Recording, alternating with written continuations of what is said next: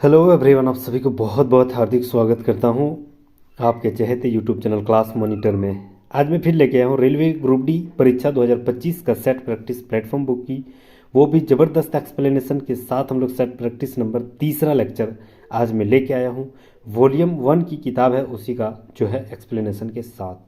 तो प्लीज़ अंत तक जरूर बने रहिएगा और नए हैं तो सब्सक्राइब जरूर कर लीजिएगा। ठीक है, तो 100 सवाल टोटल रहेगी। मैथ, रीजनिंग, जीके, जीएस सारे जो है ज़बरदस्त एक्सप्लेनेशन के साथ यानी विश्लेषण के साथ हम लोग पढ़ेंगे, तो प्लीज़ अंत तक जरूर बने रहिएगा। और ठीक है, इससे पहले मैंने इसी बुक का लगभग दो लेक्चर ऑलरेडी अपलोड कर दिए हैं। वो सारे ठीक है प्लेलिस्ट बना हुआ है, आप विजिट भी कर सकते हैं। और ग्रुप डी वॉल्यूम 1 का जो प्लेटफॉर्म का दूसरा बुक था, उसका भी लगभग 22 लेक्चर ऑलरेडी अपलोड कर दिया। नहीं देखे तो प्लीज़ प्लेलिस्ट सारे बने हुए हैं, सारे विजिट कीजिए। बहुत सारे कंटेंट और मटेरियल आपको एक साथ झोली भर के मिलेगी, तो प्लीज़ बने रहिएगा। और हाँ, ये जो है आपका टोटल 100 सवाल रहेगी। चलिए बिना देरी की शुरुआत करते हैं। पहला सवाल बहुत ही ज़बरदस्त सवाल है, बहुत ही इजी वे में हम लोग देखेंगे। देखिए, सबसे पहले बॉडमस का सवाल दिया गया है, तो यहाँ क्या करना है, ये जो दिया गया है यहाँ पर, इसको पहले हल करना है, क्योंकि सबसे छोटा ब्रैकेट इसी के अंदर है। तो इसको अगर गुना करेंगे तो ये ब्रेक अगर तोड़ेंगे तो 5 दूनी 10 और 11/10 हो जाएगा, 11/5 हो जाएगा। यानी ये मेरा हो जाएगा 11/5 - 2। तो इसको अगर हल करेंगे तो ये हो जाएगा मेरा 11/5 - 2, यही हो जाएगा बिल्कुल। यहाँ कुछ नहीं तो एक, तो 5 दूनी 10 और 11 में 1 घट जाए, 11 में 10 घटेगा तो 1/5 हो जाएगा। मतलब इसकी जगह कितना, ये टोटल जितना गोल घेरा मारे हैं उसके जगह में टोटल कितना हो जाएगा 1/5। इसकी जगह टोटल कितना हो जाएगा 1/5। यहाँ लिखेंगे 1/5 इंटू ये वाला गुना 5, और ये टोटल ब्रैकेट में है। ठीक है, ये 5 कट गया, यानी ब्रैकेट में सिर्फ 1 बचा है। ठीक है, अब जब सिर्फ ब्रैकेट में 1 बचा है तो उधर बाहर वाला सब लिख देंगे। इधर हो गया आपका 1/4, 1/4 हो गया। इधर हो गया प्लस 2/5 हो गया, भागा 1 हो गया, और माइनस इधर हो गया आपका 2/, ठीक है, इधर 2/3। अच्छा, ये 3 और ये 3 कट जाएगा तो 2/5 डायरेक्ट लिख देते हैं। बिल्कुल, अब इसी को हम लोग हल करना। ठीक है, अब अगर इसी हल को हल करेंगे तो भागा 1, यानी भट्टा में 1 रहेगा तो इसका कोई वैल्यू नहीं है, इसको डायरेक्ट हम लोग काट देते हैं। इसको 4 5 5, इस तीनों को एलसीएम लेंगे तो कितना हो जाएगा 4 5 20। ठीक है, ये 4 का पहाड़ा 20 के बार में, 5 बार, 2 बार में 5 हो जाएगा। ये 5 का पहाड़ा 4 बार में, तो 5 चौक 20, तो 4 दूनी 8 हो गया, प्लस 5 चौक 20 और 4 दूनी फिर 8 हो गया। यानी ये हो गया 8 8 16 5 21। ठीक है, सॉरी यहाँ माइनस है ना, तो ये हो गया 8 5 13 - 8, यानी 8 5 हो गया मेरा 13 - 8, तो कितना हो गया 5। ठीक है, तो 5 और नीचे हो गया 20, तो 1/4 राइट आंसर हो जाएगा। ऑप्शन नंबर डी बिल्कुल राइट आंसर हो जाएगा, 1/4। चलिए नेक्स्ट अगला सवाल आते हैं हम। अगला सवाल बहुत ही शानदार सवाल है। tan theta is equal to 4/24। अच्छा, tan थीटा का मान क्या होता है, तो tan थीटा मतलब होती है P/B, यही होती है P/B बराबर कितना है 7/24। बस हमको सिर्फ निकालना है क्या, यहाँ निकालना है सिर्फ h। तो h मेरा कितना हो जाएगा, तो h का स्क्वायर यानी कर्ण का स्क्वायर बराबर क्या होती है लंब का स्क्वायर यानी p का स्क्वायर, और आधार का स्क्वायर यानी b का स्क्वायर। तो 7 का स्क्वायर 49 और 24 का स्क्वायर 676, 576। तो ये दोनों को जोड़ेंगे तो कितना हो जाएगा 7 का स्क्वायर 49, 24 का स्क्वायर 576, दोनों को जोड़ेंगे तो हो जाएगा मेरा 625। तो 625 किसका स्क्वायर है 25 का, यानी h बराबर मेरा कितना निकला 5, सॉरी 25 है ना, 625 किसका स्क्वायर है तो 25 का। तो h बराबर 25 निकल गया। अब h बराबर अगर 25 निकल गया तो जो भी पूछ रहा है वो हमको जवाब दे देना है। कॉस स्क्वायर थीटा, तो कॉस स्क्वायर थीटा बराबर क्या होती है, साइन बराबर होती है P/H, तो कॉस बराबर B/H। तो B मेरा कितना है, तो B जो दिया गया है वह मेरा कितना है 24, यानी 24 का स्क्वायर। तो 24 का स्क्वायर डायरेक्ट लिख देते हैं 576, बिल्कुल। ठीक है, कॉस बराबर होती है ना, तो कॉस बराबर होती है B/H। तो H मेरा निकला 25, तो 25 का स्क्वायर, यानी यहाँ स्क्वायर है ना, कॉस का स्क्वायर है, तो यानी ये इसका स्क्वायर अगर लिखेंगे तो B का स्क्वायर 576, H का स्क्वायर 625, तो यहाँ लिखेंगे 625। बीच में यहाँ माइनस है तो माइनस लिखेंगे। फिर साइन का स्क्वायर, तो साइन का स्क्वायर होती है पी बाई एच, तो पी का स्क्वायर यानी पी बाई एच, इसका स्क्वायर करना है। तो पी मेरा कितना है 7, इसका स्क्वायर यानी 49, और फिर नीचे हो गया एच का स्क्वायर यानी 625। यहाँ दोनों को एलसीएम लेंगे तो 625 ही होगा, और 576 में अगर 49 घटा देंगे तो लगभग 527 हो जाएगा, होगा ना। तो 527/625 राइट आंसर हो जाएगा। कहाँ है 527/625? ऑप्शन नंबर बी देखिए, बहुत ही शानदार राइट आंसर हो जाएगा। ऑप्शन नंबर बी यहाँ जबरदस्त राइट आंसर हो जाएगा। उम्मीद करा 2 सवाल जो देखे बहुत ही इंपॉर्टेंट सवाल था, बहुत ही ईजी वे में देखे। नेक्स्ट हम लोग आते हैं अगला सवाल, और अगला सवाल दिया गया पाई चार्ट से। 2017 से 2018 तक कर्मचारियों की भर्ती में प्रतिशत वृद्धि क्या हुई है? देखिए बहुत ही जबरदस्त। 2017 वाला हम लोग देखेंगे, ये वाला 2017 में कितना है, तो याद रखना 2017 में जो दिया गया है वह मेरा है लगभग 400 और 600 के बीच में, या लगभग यानी ये मेरा 500 के बीच में, यानी 2017 में कितना है 500, ठीक है। उसके बाद 2018 में कितना दिया गया है, तो 2018 में देखिए यहाँ 1000 के बराबर है, यानी 1000, ठीक है। अब बोल रहा है यहाँ जो है कितना प्रतिशत की क्या हुई है, वृद्धि हुई है। तो देखिए वृद्धि यानी 500 पहले था, अब 1000 हो गया, कितना वृद्धि हुआ है, तो पहले इसको घटाएंगे तो 500 का वृद्धि हुआ है। परसेंटेज के लिए नीचे लाभ हो रही है, यानी छोटी संख्या नीचे लिखेंगे, यानी ये मेरा नीचे लिखेंगे 500 ही, और परसेंटेज के लिए गुना 100। ये वाला कट जाएगा, ये इतना कितना प्रतिशत हो रहा है, तो यार ना 100%, ठीक है। तो 100% वृद्धि हुई है, तो ऑप्शन नंबर डी बिल्कुल राइट आंसर हो जाएगा 100%। नेक्स्ट हम लोग आते हैं अगला सवाल। ए बी सी त्रिभुज में कोण जो है बी ए सी का मान 30 डिग्री है। देखिए समय लगेगा लगभग 1.5 घंटा, तो एकदम मिनिमम लग ही जाएगा, लेकिन हाँ इतना याद रखिएगा कि आपको जो है 100 सवाल यहाँ रिवीजन होने वाली है। समय लगेगी क्योंकि देखिए मैं तो रीजनिंग डिफाइन करने में तो समय लगता ही है, मतलब कोई भी अगर 1 मिनट 2 मिनट लग रहा है तो कोई 10 सेकंड 20 सेकंड में भी हो जाएगा, ऐसा बात नहीं कि सभी में लगेगा, ठीक है। तो प्लीज़ अंत तक जरूर बने रहिएगा, स्थिर बनाए रखना पड़ेगा, और यहाँ से आपको बहुत सारे मटेरियल मिलेगी, तो प्लीज़ बने रहिएगा, ठीक है।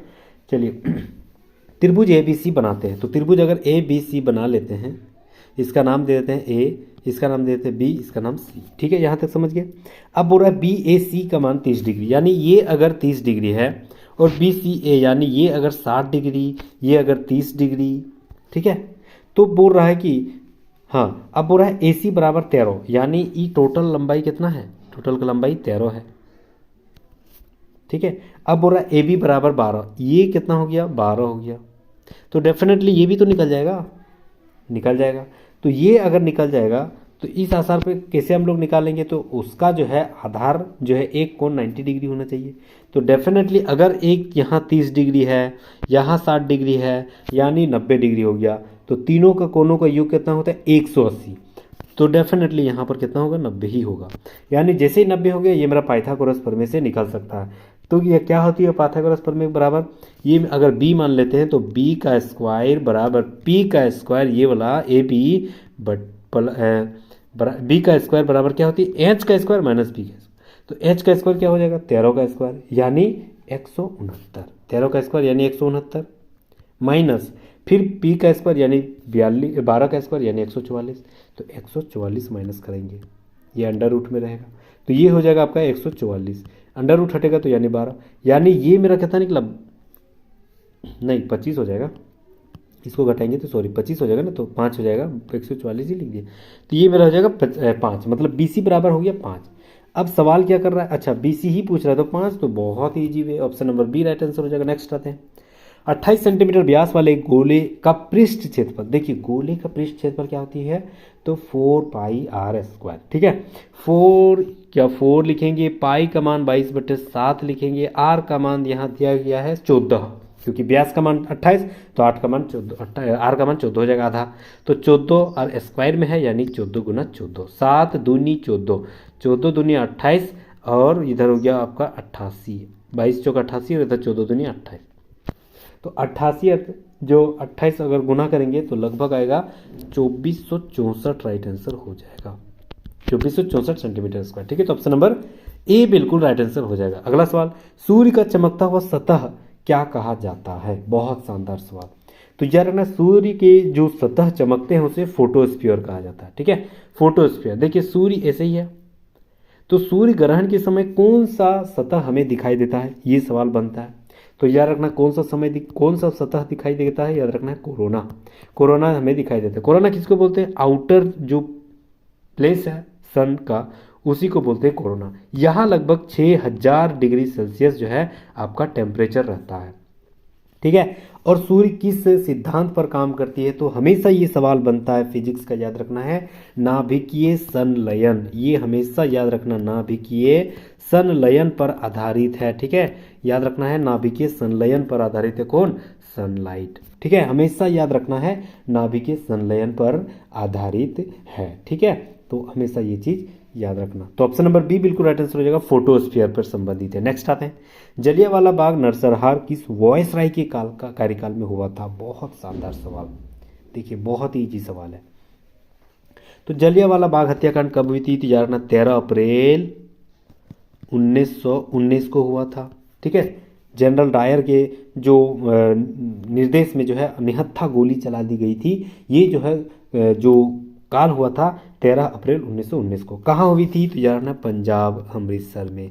बैसाख का महीना था, ठीक है, ये सब याद रखना है। और ये जो है आपका इस टाइम कौन वायसराय थे, तो Lord James Ford. Option number B बिल्कुल राइट आंसर हो जाएगा, ठीक है, लॉर्ड जेम्स फोर्ड, ठीक है। ऑप्शन नंबर बी बिल्कुल राइट आंसर हो जाएगा। अच्छा, और भी जैसे वायसराय है जैसे डलहौजी, इसके काल में बहुत बड़ा काम हुआ है क्या, तो याद रखना है जो भारत में सर्वप्रथम रेलवे की शुरुआत हुई थी मुंबई से ठाणे के बीच में, तो वो जो शुरुआत हुई थी 1854 में, वह डलहौजी। कैसे याद करें, तो रेलवे में क्या होती है, डिब्बा, डिब्बा को डाला भी हम लोग बोला जाता है, ठेठ भाषा में डाला भी बोलते हैं ना, जो कोयला वोला ले जाते हैं उसमें डाला बोला जाता है। तो ये डलहौजी से याद रख सकते हैं, डल यहाँ भी है वहाँ पे डाला है, उससे याद रख सकते हैं। कब शुरुआत हुई थी, याद रखना है यह लगभग 1854 में, ठीक है। रिपन के कार्यकाल में क्या हुआ है, तो रिपन के कार्यकाल में शुरुआत हुई थी आपका क्या, तो याद रखना है जनगणना, ठीक है। याद रखना जनगणना भी, ये भी सवाल बनता है, रिपन के कार्यकाल में जनगणना शुरुआत हुई थी। इरविन के कार्यकाल में क्या हुआ था, तो याद रखना इरविन के कार्यकाल में जो है लॉर्ड इरविन और गांधी जी के साथ जो है आपका बैठक हुई थी, कब, 1931 में, ठीक है। वो आपका इरविन के कार्यकाल में हुआ है। उसके बाद जैसे सॉरी ठीक है, तो ऑप्शन नंबर बी बिल्कुल राइट आंसर हो जाएगा, लॉर्ड चैम्सफोर्ड के कार्यकाल में जो है जलियांवाला बाग हत्याकांड जो हुई थी वह Lord Chelmsford. Option number B बिल्कुल राइट आंसर हो जाएगा। नेक्स्ट आते हैं, भारत की पहली सुपर फास्ट ट्रेन का नाम क्या है। बहुत शानदार सवाल। भारत की पहली सुपर जो आपका ट्रेन है उसका नाम क्या है, तो याद ना इसका नाम है Deccan queen. Option number D बिल्कुल राइट आंसर हो जाएगा। डेक्कन क्वीन जो है भारत की पहली सुपरफास्ट ट्रेन का नाम है, ठीक है, याद रखना है डेक्कन क्वीन, ठीक है। यह और अभी हम बताएं कब चली थी पहली ट्रेन भारत में, तो याद रखना 16 अप्रैल, डेट भी याद रख सकते हो 1854 को, ठीक है। कहाँ से कहाँ, तो याद रखना मुंबई से ठाणे। और कितना दूरी था इसका, तो 34 किलोमीटर। कौन सी ट्रेन थी, तो याद रखना मालवाहक था, ये सब भी याद रखना है, ठीक है, मालवाहक था, ठीक है। तो कब चली थी, 16 अप्रैल 1854 को। किसके कार्यकाल में, तो अभी जस्ट बताएं, डलहौजी, ठीक है, डलहौजी के कार्यकाल में। अगला सवाल, भारतीय संविधान दिवस किस दिन मनाया जाता है। बहुत शानदार सवाल। तो यार ना भारतीय संविधान दिवस जो है वह आपका 2015 से मनाया जा रहा है। किस दिन को मनाया जाता है, याद रखना 26 नवंबर को। क्यों, तो याद रखना 26 नवंबर 1949 को जो है हमारा संविधान बनकर रेडी हो गया था, ठीक है, 26 नवंबर 1949 को। लेकिन 26 जनवरी 1950 को ही क्यों लागू किया, क्योंकि 26 जनवरी 1929-30 में क्या हुई थी, पहली बार भारत में झंडा फहराया गया था, ठीक है। इसी दिन को याद करने के लिए 26 जनवरी 1950 को लागू किया गया। लेकिन जो है संविधान बनकर कब तैयार हुआ, तो यार 26 नवंबर 1949 को। हाँ, हालांकि इस दिन भी लगभग 15 आर्टिकल्स लागू हो चुके थे, सब भी ध्यान में रखना है, ठीक है। तो ऑप्शन नंबर डी बिल्कुल राइट आंसर हो जाएगा। भारतीय संविधान दिवस जो है 26 नवंबर को मनाया जाता है। Option number D right answer हो जाएगा। कब से मनाया जा रहा है, तो 2015 से। नेक्स्ट आते हैं, कथन दे दिया गया है, तर्क दे दिया है, ठीक है। हमें ढूंढना है कथन और तर्क के आधार पर। चलिए, सबसे पहले दिया गया है, जमे हुए खाद्य पदार्थों को खाना फायदेमंद है। जैसे जमा हुआ खाद्य पदार्थ जो है, खाने वाला चीज जम गया तो वो जो है आपको ये कथन में बोल रहा है कि वो चीज़ खाना चाहिए, फायदेमंद है। अब देखते हैं तर्क क्या दिया है। जमे हुए खाद्य पदार्थों को कभी कभी ताजे खाद्य पदार्थों की तुलना में अधिक विटामिन और खनिज हो सकते हैं। क्या ये हो सकता है? जमे हुए से क्या विटामिन बढ़ जाएगा? ये मतलब गलत जा रहा है, क्योंकि ताजे खाद्य पदार्थों की मौजूदगी में विटामिन और खनिज की समस्या नष्ट हो जाती है। ये भी गलत बता रहा है। ताजे में कैसे नष्ट होगा? ताजा तो और अच्छा है ना।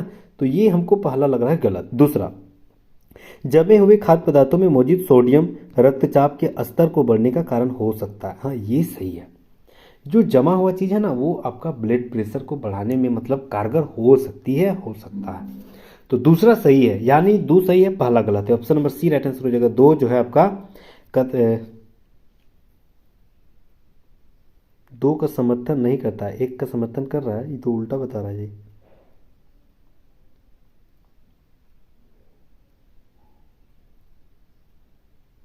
एक का समर्थन नहीं कर रहा है, दूसरा हो सकता है। तो ऑप्शन नंबर बी यहाँ देखिए राइट आंसर हो जा रहा है। ठीक है, रक्तचाप के कारण हो सकते हैं, हाँ बढ़ने का कारण हो सकता है। ठीक है, तो ऑप्शन नंबर बी यहाँ राइट आंसर हो जाएगा, बी सही है। अगला सवाल चलिए नेक्स्ट आते हैं। निम्नलिखित में से कौन सी श्रृंखला सभी संख्याओं को अगर हटा दिया जाए, सभी संख्याओं को हटा दिया जाए, अक्षर और प्रतीक रहेगा, लेकिन अगर संख्याओं को हटा दिया जाए तो निम्नलिखित में से कौन सी बाएं से सातवें स्थान पर आएगा? तो बाएं से सातवें स्थान पर कौन आ जाएगा? देखिए, अगर संख्या को हटा देते हैं तो ठीक है, कौन आ जाएगा? देखते हैं, गिनते हैं। सातवें स्थान पर सबसे पहले ई है, उसके बाद 7 8 को छोड़ देंगे, उसके बाद एक हेस्ट है, तो हैच आ गया, मतलब दूसरा नंबर में है। उसके बाद के तीसरा नंबर में है। उसके बाद आपका हो गया एल चौथा नंबर। उसके बाद ये क्वेश्चन मार्क पांचवा नंबर, ये बराबर छठा नंबर, आर हो गया सातवां नंबर। तो आर राइट आंसर हो जाएगा, option number C right answer हो जाएगा। नेक्स्ट आते हैं चलिए बहुत शानदार सवाल है यहाँ रीजनिंग का। ठीक है, आकृति में यहाँ खाली जगह, इस जगह पे क्या आ जाएगा? इन चारों में से देखना है। ठीक है, चलिए तो सबसे पहले हमें यहाँ क्या ढूंढना पड़ेगा? देखिए,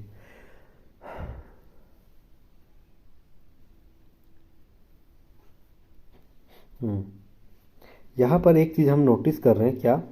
यहाँ पर देखिए, ये वाला काला है, दूसरा में क्या हो जा रहा है? डार्कनेस जो है वो हट जा रही है, मतलब काला जो है हट जा रहा है। इसमें क्या हो रही है? यहाँ पर डार्कनेस नहीं है, लेकिन यहाँ जो है आपका डार्कनेस आ जा रहा है। तो डेफिनेटली अगला वाला में क्या होगा? यहाँ डार्कनेस है तो अगला वाला में डार्कनेस नहीं रहेगा। तो एक ये जगह है आपका डार्कनेस नहीं है, तीसरा वाला में डार्कनेस नहीं है, तो डेफिनेटली अगला वाला में आ जाएगा, यानी ये सही जा रहा है, आ जा रहा है ना। ठीक है, और एक चीज़ देखना, यहाँ जो आपका मिरर मतलब जस्ट इसका ओपोजिट लग रहा है ना, ये वाला, तो ये भी तो आपका ओपोजिट ही लगेगा ना, ऐसे ही रहेगा। तो ऑप्शन नंबर 3 यहाँ देखिए सही जा रहा है। ठीक है,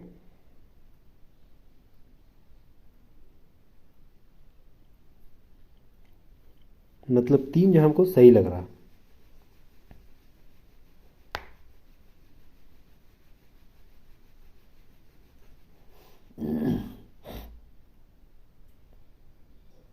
नहीं, लेकिन तीर हमको डाउट लग रहा है। तीर जो है आपका, तीर यहाँ सेम है, सॉरी, तीर यहाँ पर सेम है। यहाँ देखिए, यहाँ जो इसका तीर का चिन्ह है वो सेम है, मतलब ये भी सेम ही रहेगा, तो ये भी इधरे रहेगा, ये भी इधरे रहेगा। तो ऑप्शन नंबर ये वाला सही है, option number C right answer हो जाएगा।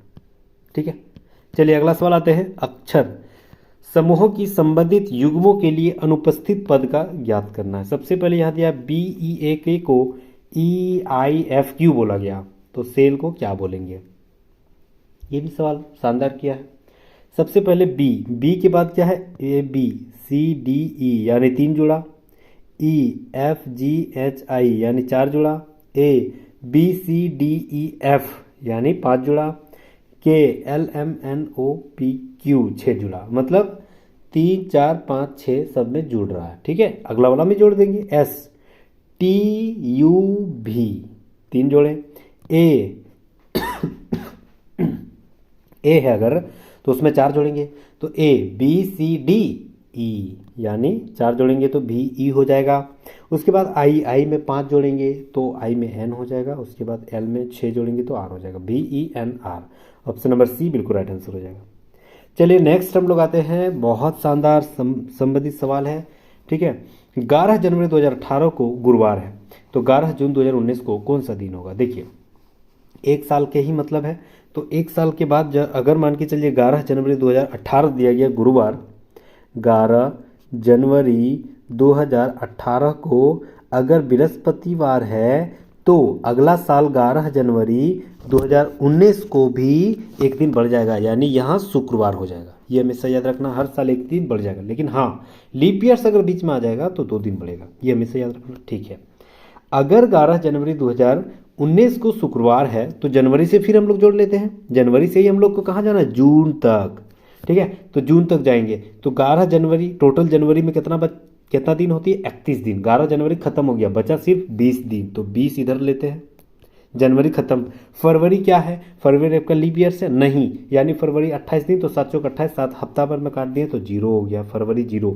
मार्च क्या है? मार्च आपका 31 दिन का होता है, 7 चौक 28 काट देंगे तो ऑड मेरा सिर्फ 3 बच रहा है, तो 3 हो गया, मार्च चल गया। अप्रैल, हमें अप्रैल जाना है, अप्रैल हो गया आपका 2, ठीक है। अप्रैल में 30 दिन, तो 7 चौक 28 तक काट देंगे तो 2 ऑड डे। अप्रैल, मई मेरा बचेगा सिर्फ 3 दिन। फिर अब जून मेरा 11 तक दिया है, तो यही वाला 11 तक लिखेंगे, ठीक है। सबको जोड़ेंगे तो 11 3 14, 14 2 16, 16 और 3 19 हो गया, और 19 और 20 39 हो गया, तो 39 और इधर एक दिन है ना, इधर एक दिन बढ़ रहा था ना 18 से 19, तो 40 दिन। तो 40 को हम लोग फिर 7 से यानी हफ्ता भर से भाग देंगे, तो 7 पचे 25, 7 पते 35 हो गया, और कितना बच रहा है? ऑड डे 5 दिन, तो बस गुरुवार में 5 दिन जोड़ देना है। तो गुरुवार मतलब बृहस्पति अगर मानते हैं 5 दिन जोड़ देते हैं, तो 5 दिन जोड़ेंगे तो गुरुवार, उसके बाद शुक्रवार, उसके बाद शनिवार, उसके बाद हो गया रविवार, उसके बाद हो गया सोमवार, उसके बाद हो गया आपका मंगलवार, ठीक है।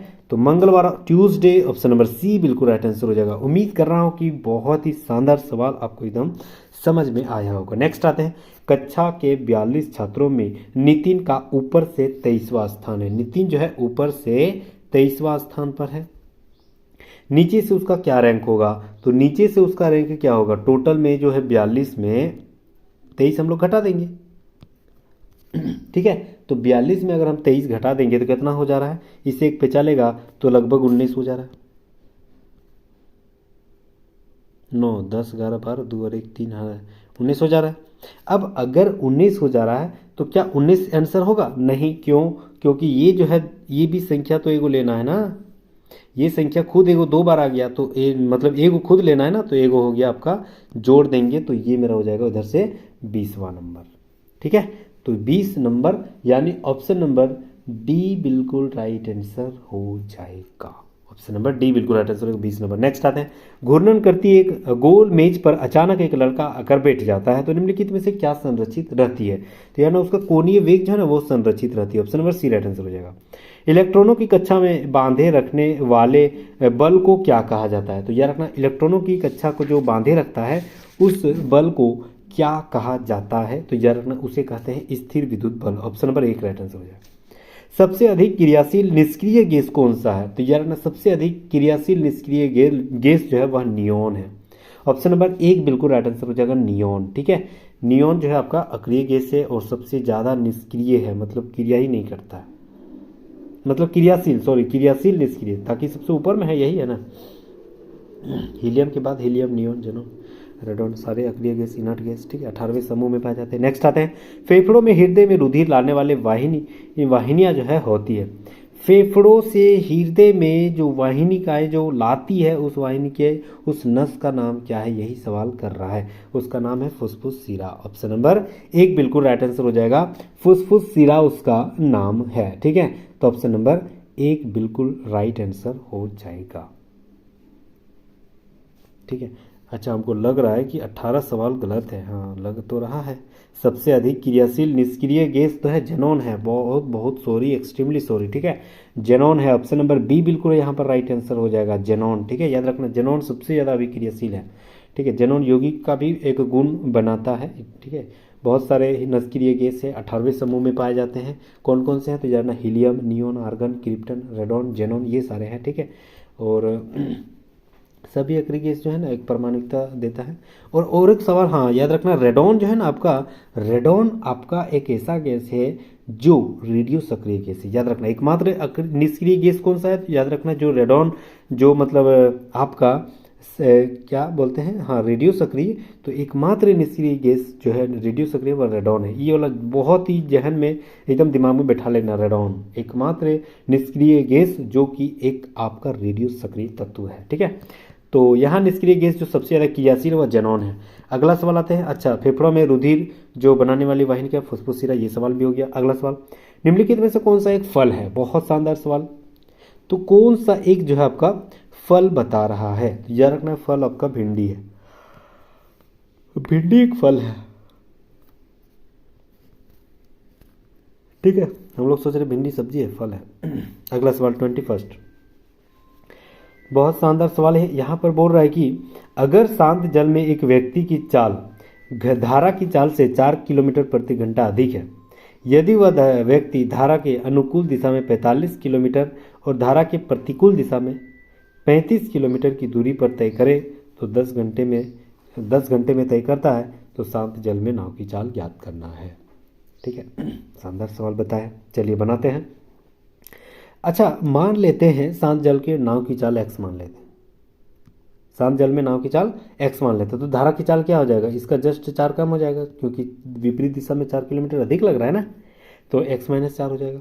अब दोनों को हम लोग दूरी बटे चाल जोड़ते हैं, तो दूरी मेरा कितना टोटल 45 किलोमीटर। तो ये आपका 45 किलोमीटर एक साइड गया दूरी, तो जाते टाइम तो जुड़ेगा, यानी ये मेरा धारा की, ये मेरा अगर मान के चलिए आपका व्यक्ति की चाल हो गया और ये मेरा धारा की चाल, तो ये दोनों जुटेगा ना, यानी x प्लस वाई, यानी y का मान मेरा x माइनस वाई हो गया, sorry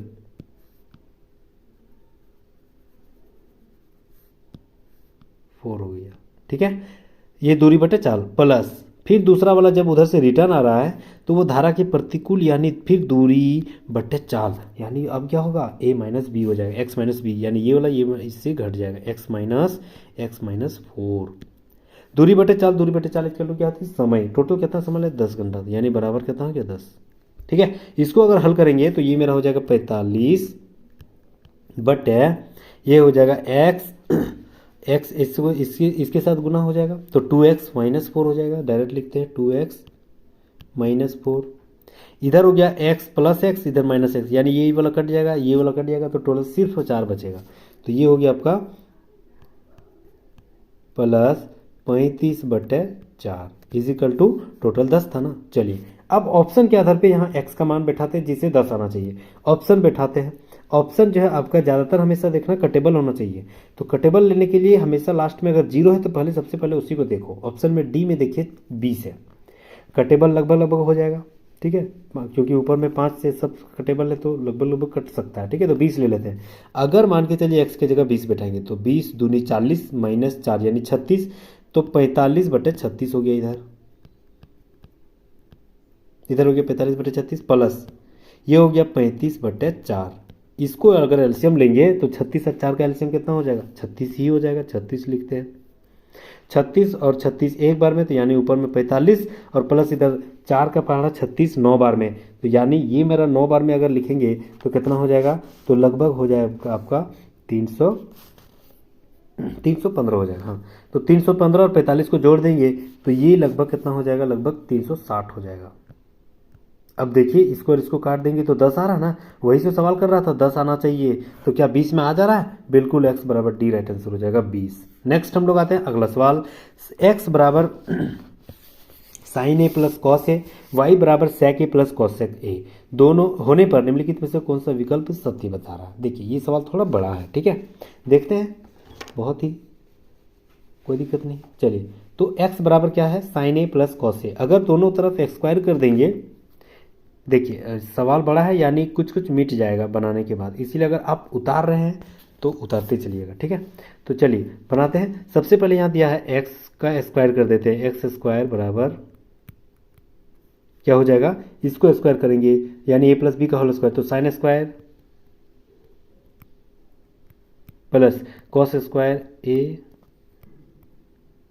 plus 2 sine A cos A हो जाएगा, 2 साइन ए कॉस ए। ठीक है। अच्छा sign A square A plus cos A square इसका मान 1 होती है ना, तो यानी एक्स स्क्वायर बराबर क्या हो गया 1 सॉरी प्लस 2, यहाँ साइन ए कॉस था ना तो साइन ए इंटू कॉस ए, ठीक है 1 + 2 साइन ए कॉस ए, ठीक है। इसको अभी अलग कर देते हैं, ठीक है। अब हम लोग आते हैं साइन ए कॉस ए का मान निकालते हैं। तो sign A into cos A, sign A into cos ए बराबर क्या होती है, तो इसको अगर मानेंगे तो एक्स स्क्वायर -1/2।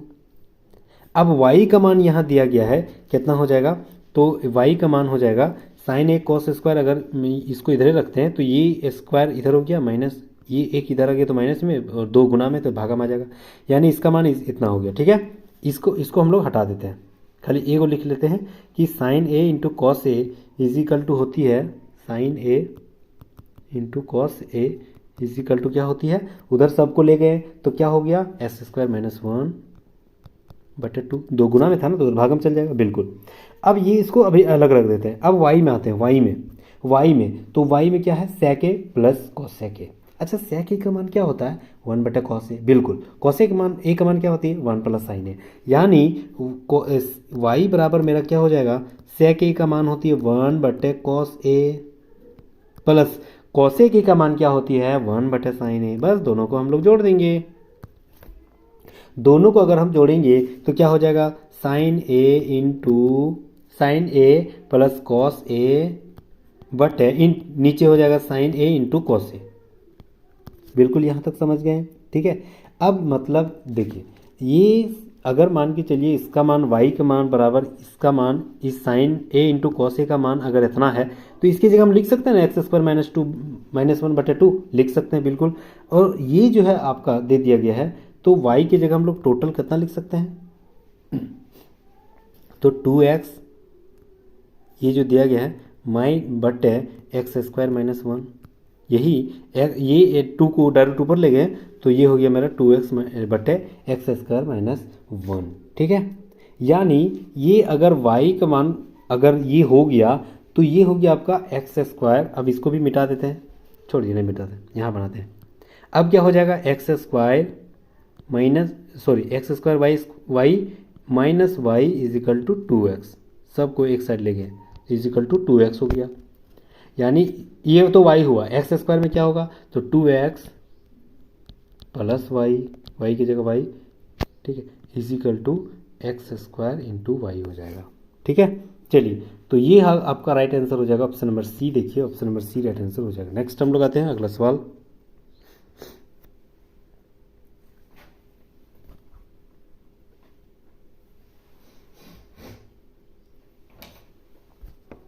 चलिए एक दुकानदार जो है खरीदारी के लिए निम्नलिखित छूट योजनाएं प्रदान कर रही है। कौन से विक्रय मूल्य जो है वह न्यूनतम बता रहा है, कौन सा जो है सबसे कम बताएगा। देखिए तो सबसे पहले विक्रय मूल्य के आधार पर दो को छूट देंगे। सबसे पहले 100 लिखते हैं, फिर 15 का छूट, 15% का छूट, यानी 15 का छूट अगर मान के चलिए दे देंगे तो मेरा 85/100 हो जाएगा, इंटू 20 का छूट यानी 80/100। ये जीरो कट गया, ये 1 0 कट गया, ये 5 17 बार में और ये 5 2 बार में, ये 2 इससे कटेगा 4 बार में, तो 17 चौक 68 हो गया। यानी अगर 68 है तो 100 से घटा देंगे तो यानी 32% इसमें छूट मिल रहा है। किसमें, पहला वाला में। दूसरा फिर बोल रहा है 25% पहले देंगे यानी 75/100, 10% यानी 90/100, ये हो गया आपका 3, ये हो गया 4, ये और ये वाला कट गया, ये हो गया आपका 927 270/4, यानी 927 270/4, तो लगभग ये कटेगा तो 32.5 में कट जाएगा, ठीक है। पहला वाला 1 नंबर में कितना है 32, दूसरा वाला में कितना है 32.5। अच्छा तीसरा वाला में बोल रहा है, तीसरा वाला में क्या हो जाएगा, तीसरा वाला में बोल रहा है कि 33% की छूट दे रहा है, तो सबसे ज़्यादा किस में हो जा रहा है 33% में हो रही है छूट सबसे ज़्यादा, ठीक है। सबसे कम जो है आपका 33% में ही है, क्यों, क्योंकि उल्टा होती है 100 से घटाएंगे तो कम हो जाएगा ना, तो option number B right answer हो जाएगा 33%। नेक्स्ट आते हैं 5 क्रमागत संख्याओं का योग 80 है, सबसे बड़ी संख्या क्या ज्ञात करना है? 5 क्रमागत सम संख्या, यानी अगर सम संख्या नहीं खाली संख्या दिया है, यानी अगर पहला वाला संख्या x मानेंगे तो दूसरा वाला x+1 हो जाएगा, तीसरा वाला x+2, x+3, x+4, काहे कि 5 को संख्या है तो पहला x ले लिए तो 4 ही तक जाएंगे, तो 1 2 3 4 यानी सबको जोड़ेंगे तो लगभग 10 हो जाएगा, और 5 को संख्या यानी 5x, ठीक है, और दोनों को जोड़ देंगे तो मेरा कितना हो जा रहा है 80। बस इसी को तो हल कर देना, 5x इधर रहेगा तो उधर हो जाएगा आपका 10, उधर घट जाएगा तो 70। x बराबर कितना 14 × 5 70, यानी x बराबर 14 निकला। अब बोल रहा है सबसे बड़ी संख्या क्या है, तो सबसे बड़ी संख्या क्या था, लास्ट वाला x+4, 5 को संख्या है तो 4 ही तक जाना है, तो x+4 यानी 14+4 यानी 14 और 4 18, option number C right answer हो जाएगा। नेक्स्ट आते हैं, एक निश्चित मूलधन जो है 6 वर्षों के लिए साधारण ब्याज की एक निश्चित दर दिया जाता है, यदि वह 7% की अधिक दर पर दिया जाता तो 1512 अधिक प्राप्त होते हैं, तो मूलधन ज्ञात करना है। देखिए ये भी जबरदस्त सवाल किया। तो मूलधन बराबर पी बराबर क्या होती है, पी बराबर होती है ब्याज यानी interest into 100 but time into rate, बस यही तो हम लोग को अपनाना है। तो इंटरेस्ट कितना दे दिया है कि जो दिया गया है वह ब्याज कितना है मेरा, तो ये जो है आपका 1512 अधिक प्राप्त होते हैं, तो 1512 इंटू परसेंटेज के लिए 100 बट टाइमिंग मेरा क्या था, तो टाइमिंग मेरा जो दिया गया है वह 6 वर्ष के लिए दिया गया है, और 7 जो है आपका रेट है, बस इसी को तो हल कर देना। अगर मान के चलो इसको 1500 16 600 काटेंगे तो इसको जोड़ेंगे 2 और 1 3, 3 और 5 8 और 1 9 9 9 6 के पहाड़ा में कटेगा तो 6 दूनी 12 और 3 बच रहा है, 6 5 30, हाँ 6 दूनी 12 कट जाएगा, 6 दूनी 12 15 था 12 कट गया, 3 बचा 1 31, 6 5 30, 1 बचा 6 दूनी 12 बस कट गया, ठीक है। अब इसको करते हैं तो 7 तिया 21 और 4 बचा 42, तो 7 42 यानी 36 और 2 को 0, तो 3600, ऑप्शन नंबर बी बिल्कुल राइट आंसर हो जाएगा। नेक्स्ट आते हैं, भगवान महावीर का मूल नाम क्या था, बहुत शानदार सवाल, देखिए जबरदस्त सवाल किया है। भगवान महावीर का जो मूल नाम था वह क्या था, तो यार ना भगवान महावीर का मूल नाम जो है आपका वर्धमान था, ऑप्शन नंबर 1 बिल्कुल राइट आंसर हो जाएगा वर्धमान, ठीक है। वर्धमान जो है आपका भगवान महावीर का नाम था, ठीक है। निम्नलिखित में से कौन से प्रख्यात व्यक्ति बारदोली सत्याग्रह से संबंधित है, बारदोली सत्याग्रह से संबंधित कौन है, तो याद रखना है सरदार वल्लभ भाई पटेल। अच्छा बारदोली सत्याग्रह जो हुई थी वह कब हुई थी, तो याद रखना है लगभग 1918 में हुई थी, ठीक है ठीक है। नेक्स्ट आते हैं, गदर पार्टी के संस्थापक कौन है, तो याद रखना गदर पार्टी के संस्थापक जो लाला हरदयाल है।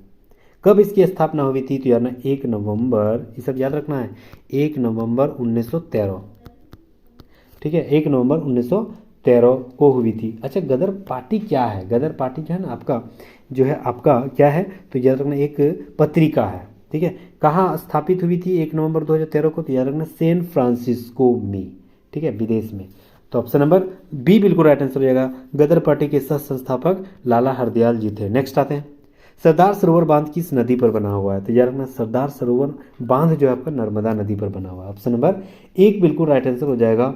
यह सरदार सरोवर बांध जो आपका नर्मदा नदी पर बना हुआ है। अच्छा नर्मदा नदी कहाँ से निकलती है, तो यार ना अमरकंटक की पहाड़ी मध्य प्रदेश से, ठीक है अमरकंटक की पहाड़ी मध्य प्रदेश से निकलती है नर्मदा नदी। अगला सवाल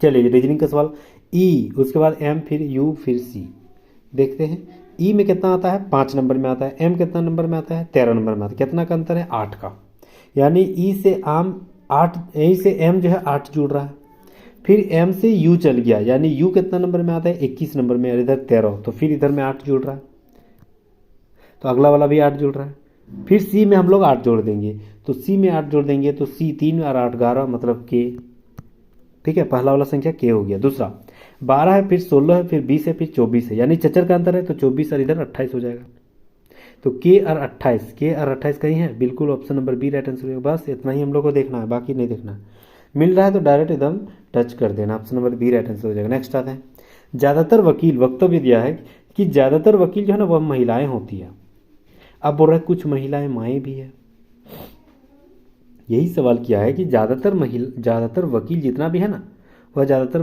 वकील जो है महिलाएं हैं, अब बोल रहे कुछ महिलाएं माँ भी है, कुछ महिला जो है ना कुछ महिला माँ भी है, ठीक है, यहाँ तक सवाल कर दिया। अब कुछ महिला अगर माँ है तो अब हमें तर्क देखना है। कुछ माएँ महिलाएं हैं,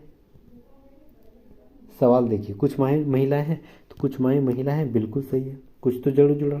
कुछ वकील माएँ हैं, अब यहाँ बोल रहा है कि कुछ वकील माएँ हैं। अच्छा, इसका जिक्र बोला था ज़्यादातर वकील जो है महिलाएं हैं। अब इसका जिक्र थोड़ी किया था कि मतलब जो महिलाएं हैं वह सभी मतलब माएँ हैं, उसका जिक्र तो नहीं था। तो वकील जो है वह सभी माएँ थी, उसका जिक्र नहीं था। तो मतलब दूसरा वाला गलत हमें जा रहा है। तो ऑप्शन नंबर एक बिल्कुल राइट आंसर हो जाएगा, केवल एक सही है। नेक्स्ट आते हैं। RSTU एक ही इमारत में 6 अलग अलग मंजिलों पर पार कर रहे हैं। इमारत में सबसे निचली मंजिल का क्रमांक 1 है और सबसे ऊपर जो है इसी तरह 2 3 4 5 6 चलिए 1 यहाँ मान लेते हैं, या 2 मान लेते हैं, या 3 मान लेते हैं, या 4, या 5, या 6। ठीक है, इतना मान लेते हैं। अब हो रहा है कि T और W के बीच जो है केवल 2 व्यक्ति बैठा हुआ है। T जहाँ भी है, W जहाँ भी है, T जहाँ भी है, W जहाँ भी, इसके बीच में 2 व्यक्ति बैठा हुआ है। ठीक है, T सबसे ऊपरी मंजिल पर स्थित नहीं है, तो T मतलब ऊपरी मंजिल पर नहीं है। अब बोल रहे सबसे निचले मंजिल पर ना तो U है और ना ही V है। ठीक है, ना तो U है ना ही V है। अच्छा, अगर मान के चलिए T को हम 4 में बैठाते हैं तो डेफिनेटली W यहाँ बैठ जाएगा, क्योंकि T को नहीं बोला है कि सबसे ऊपर में है, और W को नहीं बोला है कि 1 में बैठा हुआ है। W तो डेफिनेटली 1 में बैठ सकता है, क्योंकि बोल दिया है कि U और V दोनों में से कोई एक में नहीं बैठा हुआ है। तो ये जो है सिनेरियो हम लोग बैठा सकते हैं। देखते हैं, आगे गलत भी हो सकता है, आगे देखते हैं। ठीक है, अब बोल रहा है कि केवल एक व्यक्ति S के ऊपर है। अब आप सोचिए, S को 5 में बैठाएंगे तब ना उसके ऊपर में कोई एक व्यक्ति है, डेफिनेटली। अब बोल रहा है कि U T के ठीक नीचे और V के ठीक ऊपर बैठा हुआ, तो U T के ठीक नीचे यानी 3 नंबर में U है, V के ठीक ऊपर यानी V यहाँ पर है। यहाँ तक समझ गए। अब हमें सिर्फ एक चीज़ बच रहा, क्या? R। तो वही तो 6 बच रहा ना, R वही तो जिक्र कर रहा था। मंजिल दूसरे में कौन है? V। वही सवाल कर रहा है, ऑप्शन नंबर 1 राइट आंसर हो जाएगा। चलिए अगला सवाल। प्रदत्त श्रृंखला में दाएं सिरे से दूसरे घटक और बाएं सिरे से 5वें घटक के बीच जो है वह कितने अक्षर पाए जाते हैं? ठीक है, तो याद रखना, दाएं सिरे से दूसरे घटक यानी दाएं सिरे से दूसरे घटक। ठीक है, दाएं सिरे से दूसरे घटक तो ये हो जा रहा है, और बाएं से 5वें यानी 1 2 3 4 5, 5वें नंबर में तो ये हो जा रहा है। ठीक है, तो इसके मध्य में जो है वह 5वें, इसके मध्य में कितने अक्षर है? अच्छा, इसके मध्य में कौन कौन से अक्षर है? देखिए, एगो इसके बीच में कौन से अक्षर है? अक्षर इधर तो नहीं है, इधर नहीं, इधर नहीं, इधर। हाँ, एगो ए है, एगो जेड है, मतलब 2 गो है। Option number C right answer हो जाएगा। अगला सवाल, कथन दे दिया कि दुनिया के सर्वश्रेष्ठ डिजाइनरों में से एक है। कोई है, वह आदमी जो भी है वह सर्वश्रेष्ठ डिजाइनरों में से एक है। अब यहाँ बोल रहा है निष्कर्ष क्या बोल रहा है? बोल रहा है कि दुनिया में और भी अच्छे डिजाइनर हैं। हाँ बिल्कुल है, क्यों? क्योंकि बोल रहा है कि सर्वश्रेष्ठ डिजाइनरों में से एक है, यानी बहुत सारे और भी है, उन्हीं में से एक ये भी है। तो पहला एकदम जबरदस्त सही है। दूसरा, वह दूसरे डिजाइनरों में तीसरे नंबर पे, गलत। तीसरे नंबर पे कहाँ जिक्र किया है कि वह नंबर पे इतना नंबर में? उसका जिक्र किया था कथन में? नहीं, नंबर का तो बात ही नहीं किया था, तो नंबर वाला हम लोग डायरेक्ट काट देंगे। पहला सही है, तो ऑप्शन नंबर डी बिल्कुल राइट आंसर होगा। नेक्स्ट आते हैं, चारों में से कोई अलग है, ढूंढना है। सोचिए क्या होगी। देखिए, चारों में से हमें अलग को ढूंढना है।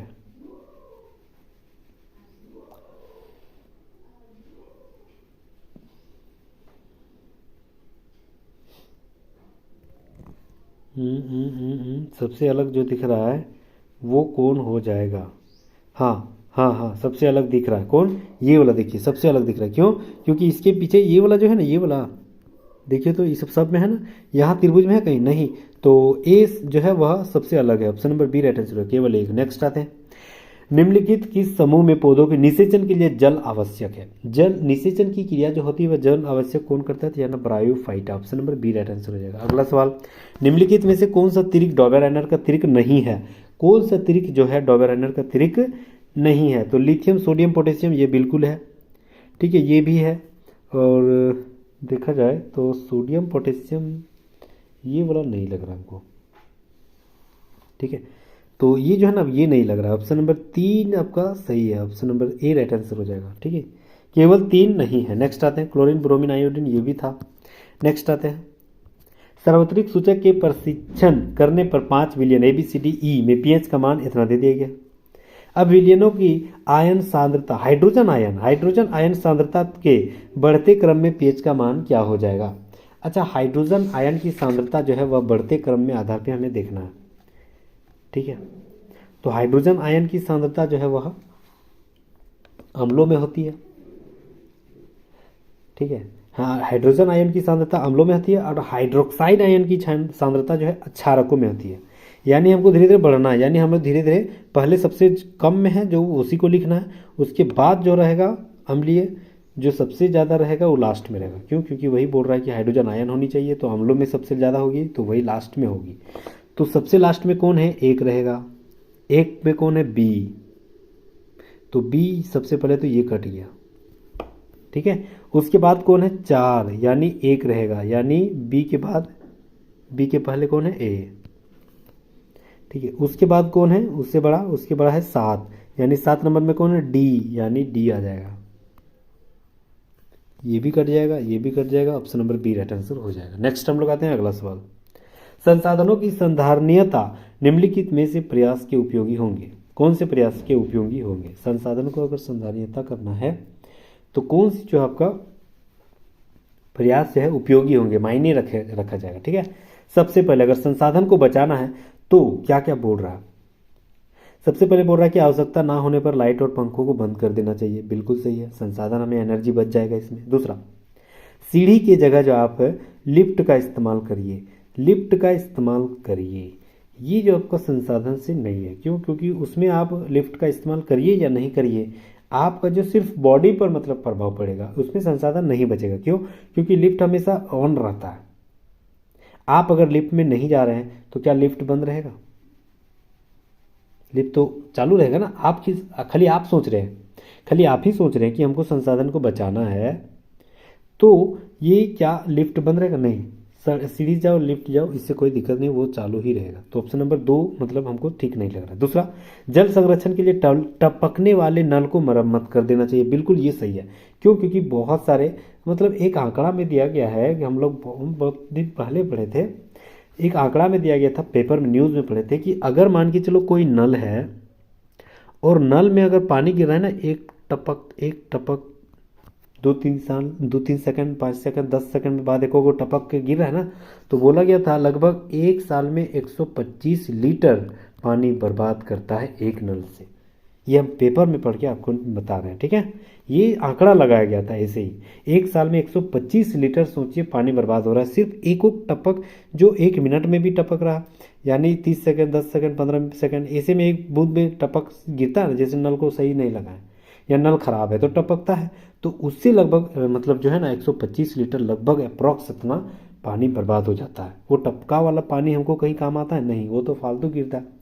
तो उसी को हम लोग जो है मरम्मत करना चाहिए नल का। तो तीसरा सही है, इससे संसाधन यानी जल का बचाव हो सकता है। अगला सवाल, वस्तुओं के संग्रहण के लिए खाली कंटेनरों का उपयोग करना चाहिए। हाँ, ये सही है। तीसरा, स्कूल जाने के लिए साइकिल के बजाय कार का उपयोग करना चाहिए। हाँ, कार का इस्तेमाल, ये तो उल्टा बोल रहा है, कार की जगह हम साइकिल का इस्तेमाल करेंगे तो संसाधन बचेगा, पेट्रोल बचेगा, ठीक है। तो ये मतलब दूसरा और जो पांचवा है ना वो हमको ठीक नहीं लग रहा है, दूसरा और पांचवा को साइड कर देते हैं, केवल 1, 3, 4 राइट आंसर हो जाएगा, ऑप्शन नंबर 1 राइट आंसर हो जाएगा। नेक्स्ट आते हैं, कुपिका एल्वोलॉय की विशेषताओं का उल्लेख हमें ज्ञात करना है। कुपिकाओं की विशेषता क्या है? तो याद रखना, ये जो है ना आपका, इसकी विशेषता क्या है? तो इसकी विशेषता यह उंगलीनुमा संरचना, option number B right answer हो जाएगा। नेक्स्ट आते हैं, ए और बी की वर्तमान आयु 3:4, 5 वर्ष पूर्व उनकी आयु जो है 2:3 था। ए की वर्तमान आयु ज्ञात करना है, ठीक है। चलिए, तो सबसे पहले बोलना है उसके अनुपातों का क्या था, 3 और 4 यानी 3x/4। अब बोल रहा है 5 साल पहले, यानी 5 इसमें भी घटाएंगे, 5 इसमें भी घटाएंगे, तो दोनों का मान क्या हो जाएगा 2/3। क्रॉस गुना करना है तो 3 × 9x माइनस 5 × 15 इजिकल टू 4 दूनी 8x माइनस 5 दूनी 10। यहाँ तक समझ गए। अब 9x में 8x इधर आ जाएगा तो सिर्फ इधर x बचेगा, ये -15 उधर जाएगा तो +15 हो जाएगा, यानी यहाँ इसके आगे भी माइनस प्लस माइनस है। ठीक है, तो ये +15 यानी माइनस प्लस माइनस तो 5 हो जाएगा, तो 15 में 10 घटे तो 5, छोटा के माइनस था तो माइनस नहीं लिख रहे, यानी x बराबर 5 हो गया। अब बोल रहा है कि a का वर्तमान आयु याद करना है, तो a का वर्तमान आयु क्या था, a वाला या ये याद रखना, a 3x यही था ना, तो 5 या 15 हो जाएगा, तो 41 का बी राइट आंसर हो जाएगा 15। नेक्स्ट हम लोग आते हैं अगला सवाल। पाइप ए और बी 6 घंटे और 10 घंटे में भर देता है किसी टंकी को। दोनों पाइपों को एक साथ 6 घंटे के लिए खोल दिया जाता है, इसके बाद जो है पाइप ए को बंद कर दिया जाता है। तो 6 घंटे तक काम करवाते हैं सबको, सॉरी 3 घंटों के लिए खोल दिया जाता है, 3 घंटा है ना, तो 3 घंटा ए किया कितना में कर रहा है 6 घंटे में, 3 घंटा बी किया कितना में कर रहा है 8 घंटे में, तीनों को 3-3 घंटा हम लोग खोल देते हैं, तो तीनों को 3 घंटा में कितना काम कर दिया देखते हैं। दोनों का एलसीएम लेंगे तो 24 हो जाएगा, 6 चौक 24, 4 बार में मतलब ऊपर में 4 तिया 12 हो जाएगा, प्लस 8 तिया 24, तो 3 बार में तो 3 तिया 9 हो जाएगा, 12 और 10 22, यानी 1 घटा देंगे तो 21/24 हो गया। यानी ये अगर काटेंगे तो 3 7 और 3 8, यानी 7/8 भर गया, बचा कितना, इसे घटाएंगे तो 1/8 बच गया, 1/8 बच गया। बोल अब कौन भरेगा, बी भर कितना रहा था 8 घंटे में भर ले रहा था। ठीक है,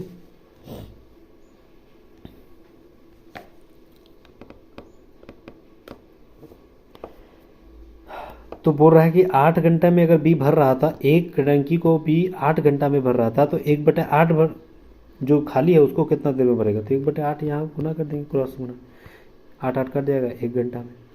अब बोल रहा है कि टैंक को भरने में पूरा समय कितना लगेगा, 1 घंटा यहाँ लगा था और 3 घंटा ये सब भी चलाया था ना दोनों मिलके, तो टोटल 4 घंटा हो गया। ऑप्शन नंबर 1 राइट आंसर हो जाएगा, 4 घंटा। नेक्स्ट आते हैं। सिद्धि अपने स्कूटर को 71,785 में बेच दिया, विक्रय मूल्य के 1/5 भाग के बराबर जो है लाभ अर्जित करता है, तो लाभ का प्रतिशत हमें याद करना है। देखिए, तो लाभ बराबर क्या होती है, देखिए लाभ बराबर होती है विक्रय मूल्य, ठीक है, इंटू जो उसका जो भाग है लाभ के रूप में उसको हम लोग निकालते हैं, तो 1/5। तो डायरेक्ट लिखेंगे अगर लाभ बट्टे विक्रय मूल्य बराबर क्या होगी, लाभ बट्टे विक्रय मूल्य बराबर हो जाएगी 1/5। ठीक है, इसका अंतर कितना है 4, तो ये मेरा हो गया आपका क्रय मूल्य। ठीक है, अब बोल रहा है कि लाभ प्रतिशत ज्ञात करना है, तो प्रतिशत ज्ञात करने के लिए क्या करना पड़ेगा, तो बस प्रतिशत ज्ञात करने के लिए 1/4 से भाग दे देंगे, 1 और नीचे 4 और परसेंटेज के लिए 100 यानी 25%। ऑप्शन नंबर 1 राइट आंसर हो जाएगा। नेक्स्ट हम लोग आते हैं। एक व्यक्ति ने साधारण ब्याज पर कुछ धनराशि बैंक में जमा किया, 20 वर्षों की धनराशि जमा की गई जो है वह 9 गुना हो गया। यदि ब्याज जो है दर समान रहे तो कितने वर्षों में धनराशि 13 गुना हो जाएगा। ये भी जबरदस्त सवाल किया गया है। ठीक है, चलिए बहुत ही इजी वे में देखेंगे। एक धनराशि ब्याज जो है, कोई धनराशि बैंक में जमा किया 20 वर्षों में वह 9 गुना हो जाएगा। कोई धनराशि मान लेते 100, ठीक है, पी हो गया 20 वर्षों में यानी 20 सालों में, कौन सा रेट था नहीं पता, बट्टे 100, ये मेरा कितना हो जाएगा 9 गुना, यानी 100 में 9, ये 100 माने थे 9 गुना हो जा रहा 900, वो तो क्या हो गया मिश्र धन ना, ये किसका फॉर्मूला है ब्याज का, तो ब्याज मिश्र धन को ब्याज में घटाएंगे तो 900 में 100 घटा देंगे, जो मूलधन है जो मूलधन घटा देंगे तो 900 में 100 घटा देंगे तो 800 बच रहा ना, तो वो मेरा ब्याज हो गया। अब यहाँ से मेरा क्या निकलेगा रेट, ये देखिए 100 कट गया, ये 1 0 ये 1 0 दो का पड़ा, ये 40 बार में, यानी आर बराबर कितना हो गया 40%। अब बोल रहा है कि 13 गुना हमको लाना है, तो फिर वही करेंगे 100 मान लेते हैं इनटू यही रेट 40, कितना समय, यदि ब्याज का समान कितने वर्षों में, मतलब कितना टाइम नहीं दिया, बटे 100 कितना समय में 13 गुना हो जाएगा, तो यानी 100 माने थे तो 13 गुना यानी 1300, तो फिर 100 घटा देंगे क्योंकि मूलधन घटाएंगे, तो क्योंकि ये ब्याज का फॉर्मूला है ना, तो यहाँ 1200 हो जाएगा। ये एक जीरो कट गया, एक जीरो कट गया, 4 तिया 12 यानी 30 सालों में क्या हो जाएगा 13 गुना। Option number B right answer हो जाएगा। नेक्स्ट आते हैं। एक पंसारी ने 700 रुपये में 10 किलोग्राम चावल खरीदा। किस भाव से लिया? 70 के भाव से। वह परिवहन कुछ राशि व्यय किया और 1400 में बेच दिया। यदि पंसारी द्वारा अर्जित लाभ 30% है तो परिवहन दिया गया जो खर्च था वो कितना था? चलिए ये भी सोच लेते, ये भी शानदार सवाल है। ठीक है, तो अगर मान के चलिए 700 खर्च किया था चावल को खरीदने में, अब जो भाड़ा था लाने में वो कितना खर्च किया नहीं पता, दोनों उसको तो जोड़ेंगे।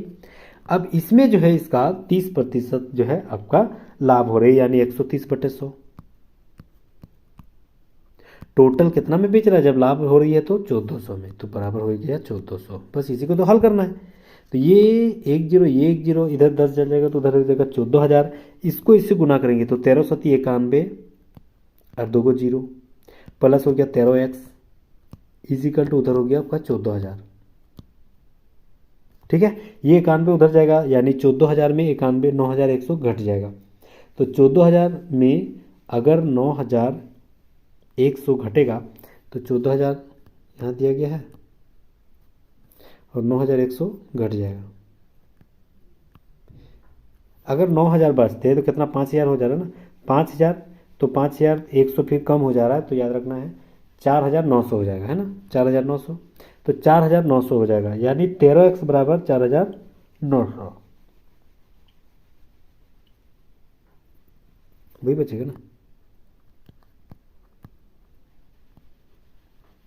ये हो गया आपका 13 9 4 13, हाँ 4,900 यानी 4900, यानी 13x बराबर मेरा कितना निकला 4900। ठीक है, तो लगभग पॉइंट में आएगा।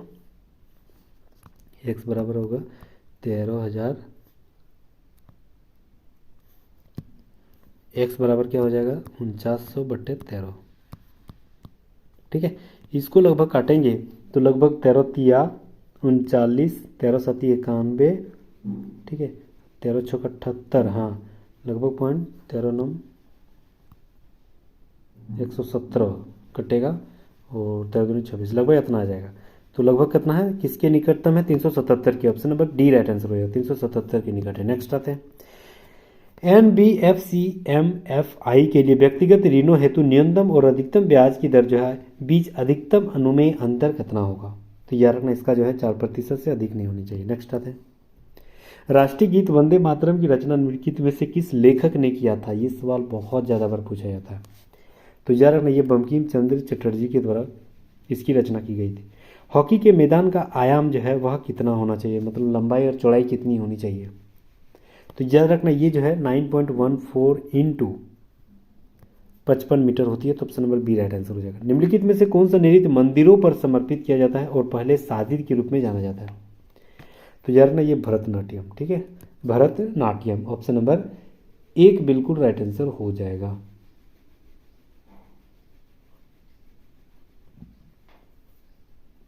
विंध्यन और सुमा कैरम खेलने के वक्त बैठने के मानक व्यवस्था में बैठे कैरम खेल रहे थे।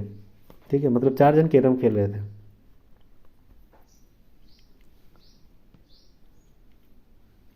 विंध्यन और सुमा कैरम, अच्छा 2 ही जन खेल रहे थे ना। हाँ, बोल रहा है यदि सुमा पश्चिम की दिशा की ओर देख रही है, यानी सुमा तब कहाँ बैठेगी, यहाँ बैठेगी, तब ना इधर पश्चिम की ओर देख रही है। इधर अगर ईस्ट वेस्ट नॉर्थ साउथ इधर हो जाएगा ना, तो सुमा अगर यहाँ है तो विंध्यन यहाँ हो जाएगा, यही हो जाएगा ना।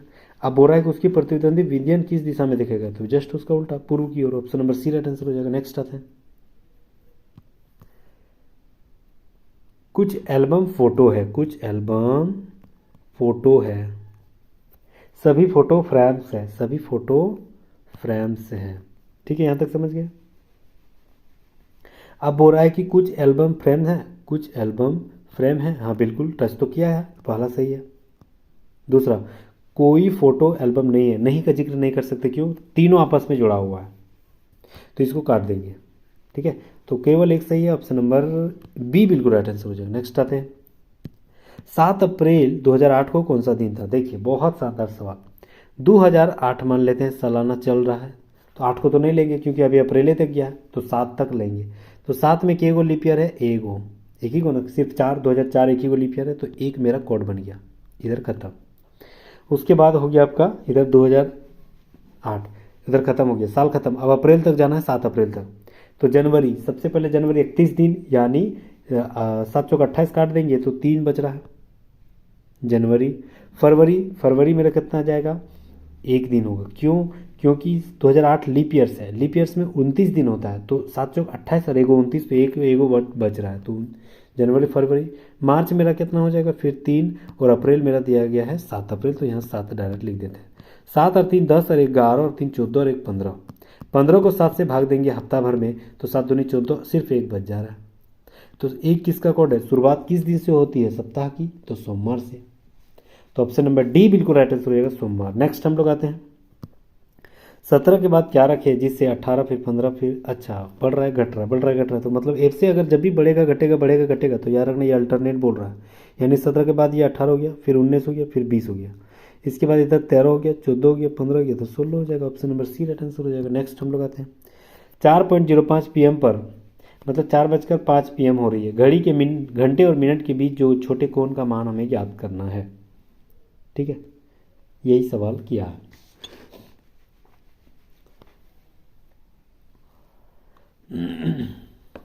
देखिए अगर घंटे की सुई और मिनट की सुई अगर जब भी बोलेगा ऐसे ही, तो क्या करना है? घंटा को 60 से गुना करना है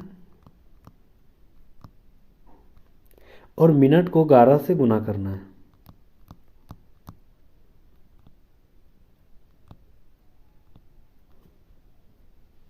ठीक है,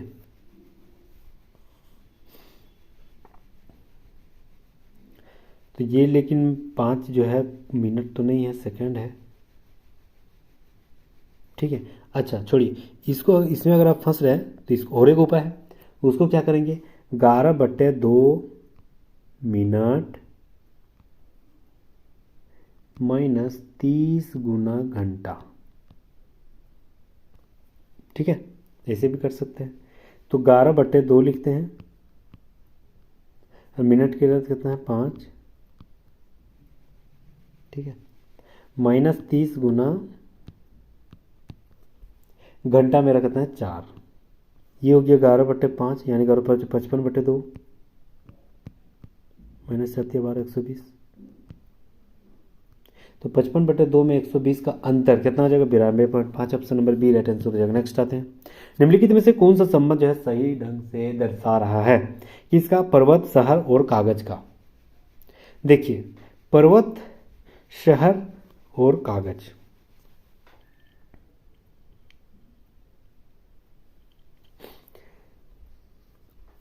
अगर मान के चलिए यहाँ ऑप्शन सी भी है, ठीक है, ऑप्शन डी में जो है ना आपका सी ऐसे ही अलग है, तो सी अलग हो जाएगा। कागज अलग चीज़ है, लेकिन पर्वत और शहर दोनों एक दूसरे से जुड़ा हुआ है। क्यों? क्योंकि पर्वत में भी शहर रहता है। ठीक है, तो ऑप्शन नंबर डी यहाँ देखिए मैच कर जा रहा है। Option number D right answer हो जाएगा। नेक्स्ट आते हैं क्लोर क्षार प्रक्रिया में क्लोरीन गैस को निरूपित करता है, उस क्षार को कौन निरूपित कर देता है? तो कौन कर देता है? तो याद रखना ये sodium hydroxide. Option number 4 right answer हो जाएगा। यदि रेडियो एक्टिव नमूने का द्रव्यमान दोगुना होता है तो नमूने की सक्रियता एवं विघटन जो है वह नियतांक क्रमशः कितने हो सकते हैं? तो याद रखना ये क्रमशः जो है वह पहले बढ़ेगी या समान रहेगी। ऑप्शन नंबर 1 राइट आंसर हो जाएगा। निम्नलिखित में से कौन सा एक सुमेलित बता रहा है? कौन सा जो है सुमेलित बता रहा है? सबसे पहले यहाँ क्या बोल रहा है?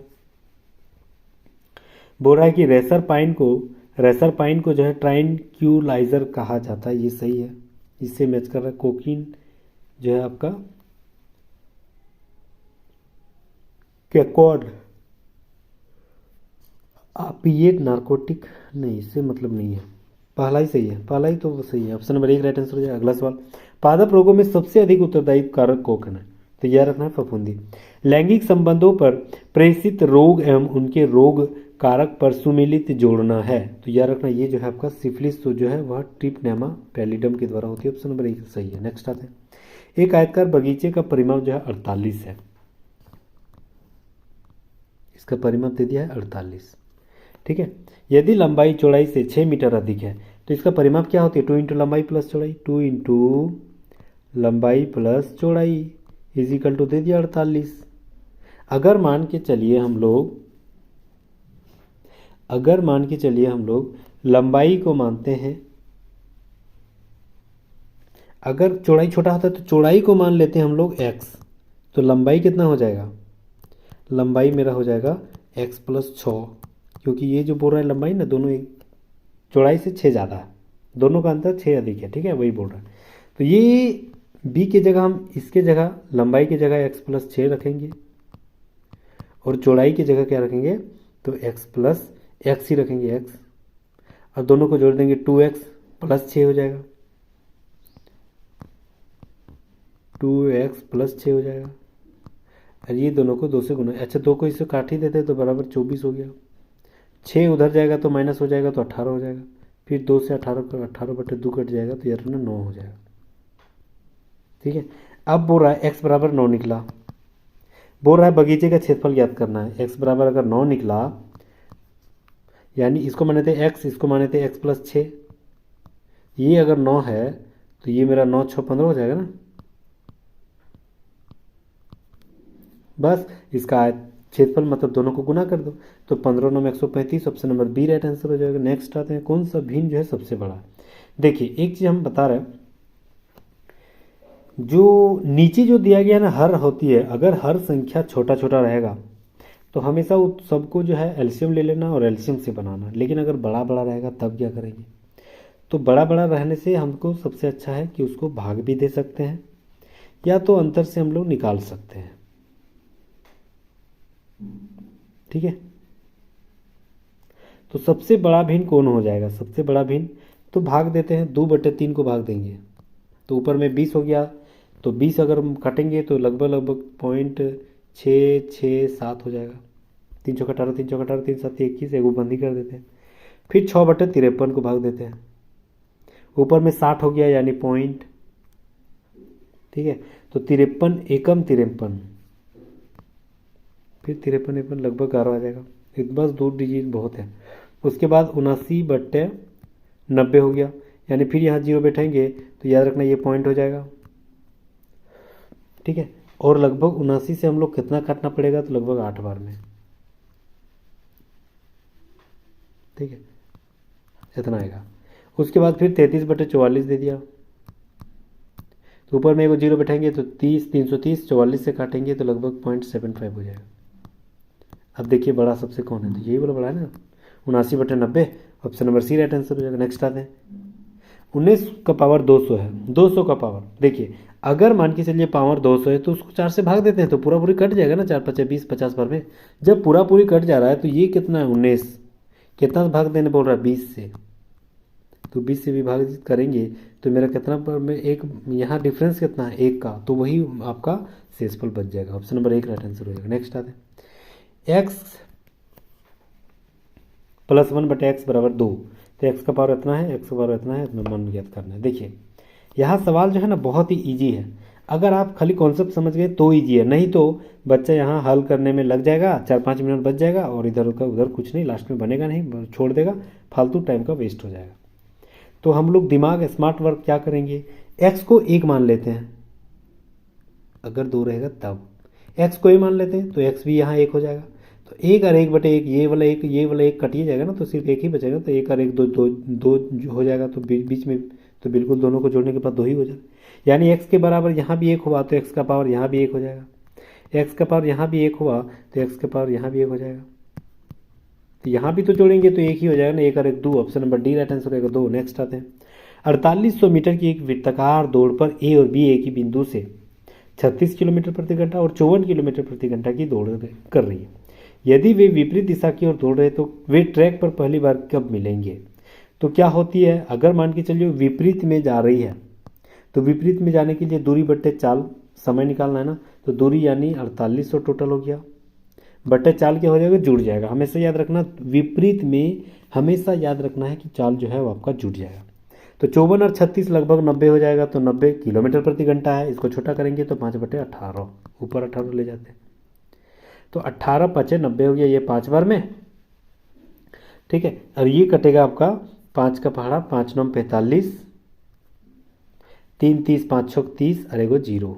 फिर इसको काटेंगे 5 9 तो 960 काटेंगे तो 5 एकम 5, 4 बचा 46, 5 9 45 और 5 दूनी 10, यानी 192 क्या लगेगा, ये सेकंड, क्यों, क्योंकि ये मीटर में था, ये भी मीटर पर सेकंड में, तो 192 सेकंड हो जाएगा। ऑप्शन नंबर 1 राइट आंसर हो जाएगा। नेक्स्ट आते हैं, ट्रेन टू पाकिस्तान किसके द्वारा लिखित एक पुस्तक है जिन्होंने राज्यसभा के सदस्य के रूप में भी कार्य किया है? याद रखना, ये सुखवंत सिंह के द्वारा लिखी गई। Option number B right answer हो जाएगा। खाली जगह को पहली बार अपने पिता उस्ताद बाबा अलाउद्दीन खान के सानिध्य में शास्त्रीय संगीत में प्रशिक्षित किया गया था और उनकी मदद से उन्होंने मेहर सेनिया घराने की स्थापना की। किसने किया था? Annapurna Devi. Option number C right answer हो जाएगा। नेक्स्ट आते हैं, शीतकालीन ओलंपिक 2026 की मेजबानी निम्नलिखित में से कौन सा देश करेगा? तो याद रखना, ये जो है आपका इटली कर रहा है। ऑप्शन नंबर 1 राइट आंसर हो जाएगा। निम्नलिखित में से कौन सा पेरिस ओलंपिक 2024 में कांस्य पदक जो है विजेता बने हैं? तो याद रखना, कांस्य पदक विजेता जो है वह जो पेरिस ओलंपिक में कौन बने थे? तो याद रखना है Aman Sehrawat. Option number 1 right answer हो जाएगा। ठीक है, चलिए, ये बैडमिंटन है, ये बास्केटबॉल है और ये टेनिस है। बोल रहा है कि कितने छात्र कम से कम एक खेल खेल रहे हैं? कितने छात्र जो है आपका कम से कम एक ही खेल खेल रहा है? तो यार ना, कितने छात्र, देखिए, एगो ये वाला एक ही खेल खेल रहा है 13, एगो ये 12 जो है ना सिर्फ बी यानी सिर्फ बास्केटबॉल खेल रहा है 12, फिर एगो ये 10 हो गया, ठीक है। कम से कम एक खेल खेलते हैं ना कितने छात्र हैं, तो ये भी 10 अगर जोड़ देंगे तो 12 कम से कम एक खेल खेल रहा है ना, एक ही खेल बोल रहा है, हाँ, तो एक ही खेल खेलता है, यानी ये जो है ना 12 13 और 10 ये तीनों कम से कम एक ही खेल खेल रहा है, तो तीनों को जोड़ देंगे, ये 25 और 10 35। Option number D right answer हो जाएगा। नेक्स्ट आते हैं, कुछ गाड़ी जो है घोड़ा गाड़ी है, कुछ यहाँ दिया भी गया है, बताना है, एक हल्का सा टच कर देना है। कुछ गाड़ी घोड़ा गाड़ी है, सभी गाड़ी ठेला गाड़ी है, सभी गाड़ी जो आपका ठेला गाड़ी है। अगला निष्कर्ष बोल रहा है कि सभी घोड़ा गाड़ी ठेला गाड़ी है, सभी को घोड़ा गाड़ी को कोई घेरा है नहीं, तो पहला गलत है। कुछ ठेला गाड़ी घोड़ा गाड़ी है, कुछ ठेला गाड़ी घोड़ा गाड़ी, हाँ कुछ तो टच किया है बाबू, कुछ तो यहाँ टच किया है, तो दूसरा सही है। Option number D right answer हो जाएगा, दूसरा सही है। नेक्स्ट आते हैं, ए ने बी से कहा कि आप मेरे पति की बहू, यानी मेरे पति की बहू यानी मेरी जो है पुतहू हो गया, के बेटे यानी मेरा नाती है, यानी मेरा बी ए से जो है वह क्या संबंध है? तो बी ए का नाती पोता है। ऑप्शन नंबर 1 राइट आंसर है। चलिए अगला सवाल, यहाँ सी दिया है, फिर खाली जगह, फिर ए, फिर एक्स, फिर खाली जगह, फिर जेड, फिर ए, फिर खाली जगह, फिर सी जेड, एक्स सी, खाली जगह ए। पहले इसको गिन लेते हैं, 1 2 3 4 5 6 7 8 9 10 11 12 13 14 15, 15 को है, ठीक है। जब 15 को दिया गया है तो हम लोग 3 से भाग बना सकते हैं या तो 5 से भाग सकते हैं। तो 3 को अगर बना देते हैं, 3 यहाँ, 3 यहाँ, 3 यहाँ, 3 यहाँ और उधर 3, ठीक है। अब यहाँ देखिए सी और लास्ट में ए है, यहाँ भी देखिए सी यहाँ लास्ट में ए है, सी यहाँ लास्ट में ए है, ठीक है। तो सी फर्स्ट में सब में बी है ना ऑप्शन में, तो यहाँ अगर बी बैठाते हैं तो ये मेरा हो गया सी बी ए। उसके बाद क्या है, यहाँ एक्स जेड, जेड के पहले वाई भी हो सकता है, तो यहाँ वाई बैठाएंगे अगर, तो एक्स वाई जेड हो गया। यहाँ बी बैठाएंगे तो ए बी सी हो गया। यहाँ जेड एक्स दे दिया तो यहाँ सिर्फ वाई बच रहा है, यहाँ सिर्फ बी बच रहा है, ठीक है। बस यही तो बैठ रहा है, सी बी ए एक्स वाई जेड, बस तीनों को अक्षर सब में घुमा फिरा कर दे दिया, A B C X Z Y X फिर सी बी ए, यही दिया गया, ठीक है। तो क्या क्या बैठा है, B Y B. Option number B D right answer हो जाएगा, बी वाई बी। नेक्स्ट आते हैं, ये जो चिन्ह दे दिया गया ये कहाँ पर छिपा हुआ है, ऑप्शन में देखना है, ठीक है, कहाँ पर छिपा हुआ है देखना है। हाँ, मिल तो गया। देखिए यहाँ पर, यहाँ, यहाँ से यहाँ, यहाँ, ठीक है, फिर यहाँ गया, यहाँ गया, इसमें छिपा। Option number D right answer हो जाएगा। इस जो अंक दिया गया इस क्रम का उपयोग करते हुए निम्नलिखित श्रृंखला में लुप्त पद जो है ज्ञात करना है। ठीक है, तो लुप्त पद हमें ज्ञात करना है। सबसे पहले वाई दिया है, फिर पी, ये वाई है, फिर पी, ए को छोड़ दिया,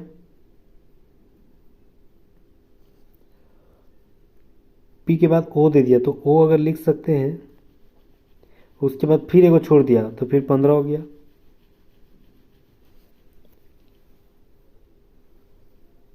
वाई, अच्छा एको को लेते हैं, छोड़िए।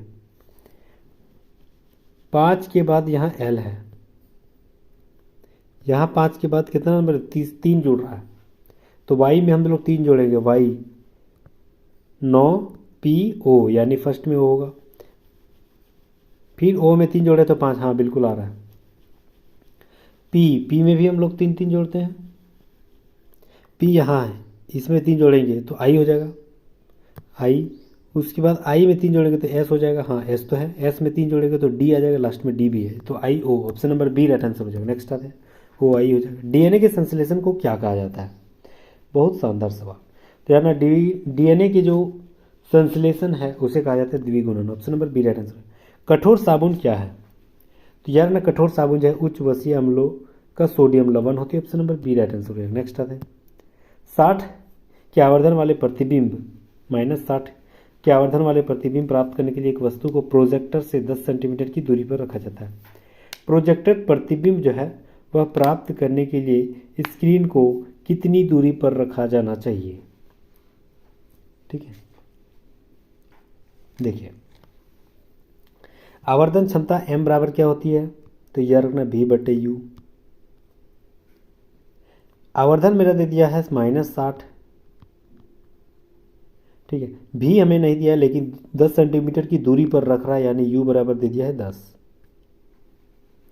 यानी v बराबर कितना हो जाएगा? 14 है 60 और माइनस प्लस, इसके आगे माइनस हो जाएगा, क्यों? क्योंकि हम बाएं साइड रख रहे हैं तो माइनस माइनस प्लस हो जाएगा और ये गुना हो जाएगा 600।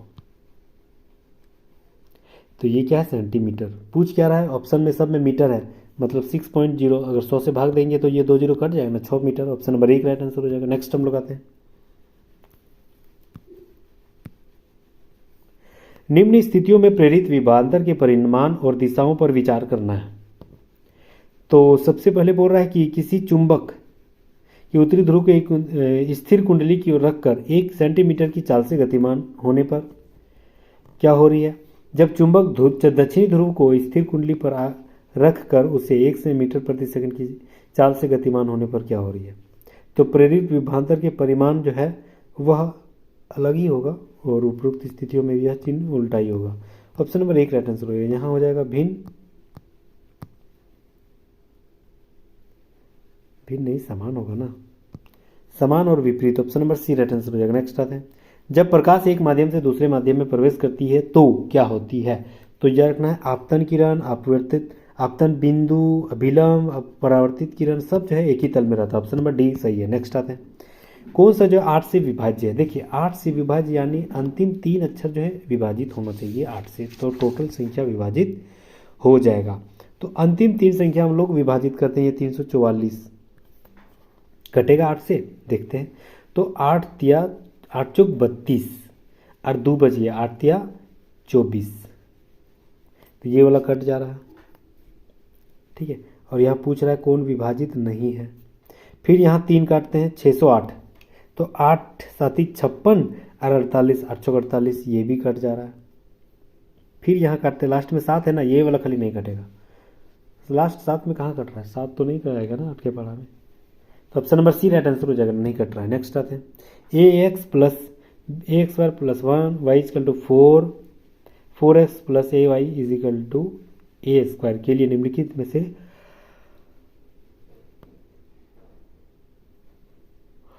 कौन सा कथन जो है आपका सही लग रहा है?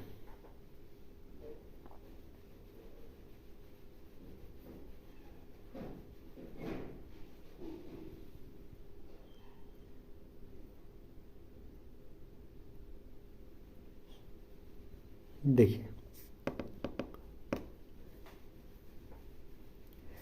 सबसे पहले क्या किया है, A X plus A square plus 1 into Y is equal to 4 दे दिया और 4x plus A Y is equal to A square दे दिया गया। तो अगर हम विकल्प बी के अनुसार क्या करते हैं, ढूंढते हैं इसके आधार पर, ठीक है। ए का मान अगर हम -12 रखते हैं, देखिए बहुत सारे क्वेश्चन आपके ऑप्शन के आधार पर भी बन जाएगा। -12 अगर रखते हैं, एक्स का मान 48 रखते हैं, वाई का मान 4 रखते हैं, ठीक है। तो क्या आएगा वो सवाल, देखते हैं। ए का मान -12, यहाँ हो जाएगा ए का मान -12, तो यानी माइनस माइनस प्लस, 12 का स्क्वायर 144 और 1 145, तो बीच में हो गया 145। वाई का मान माने 4, तो यानी 4 से गुना होगा, प्लस,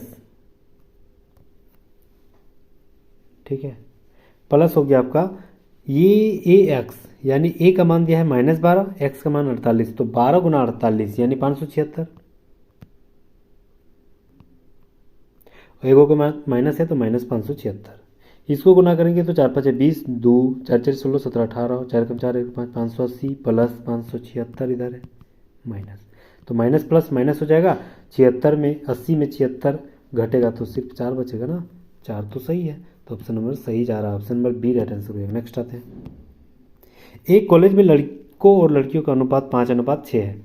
यदि 40 लड़के कॉलेज छोड़ देते हैं और 50 लड़कियां कॉलेज में शामिल भी हो जाती है तो अनुपात जो है आपका 8:11 हो जाता है। कॉलेज में लड़कियों की संख्या हमें ज्ञात करना। देखिए अनुपात उसका कितना है लड़कों और लड़कियों का, तो 5x/6x, ठीक है। अब बोल रहा 40 लड़के क्लास छोड़ दिए, मतलब 40 को इसमें घटा देंगे। अब बोल रहा 50 लड़कियां कॉलेज में और शामिल हो गया, यानी इसमें और जोड़ देंगे 50। इसके बाद जो परिणाम क्या हो जाएगा, 8/11, बस इसी को क्रॉस गुना कर देना है। तो 11 × 5 = 55x माइनस 11 × 4 = 44 यानी 440 इजिकल टू 8 × 6 = 48x प्लस 8 × 5 = 40 यानी 400, ठीक है।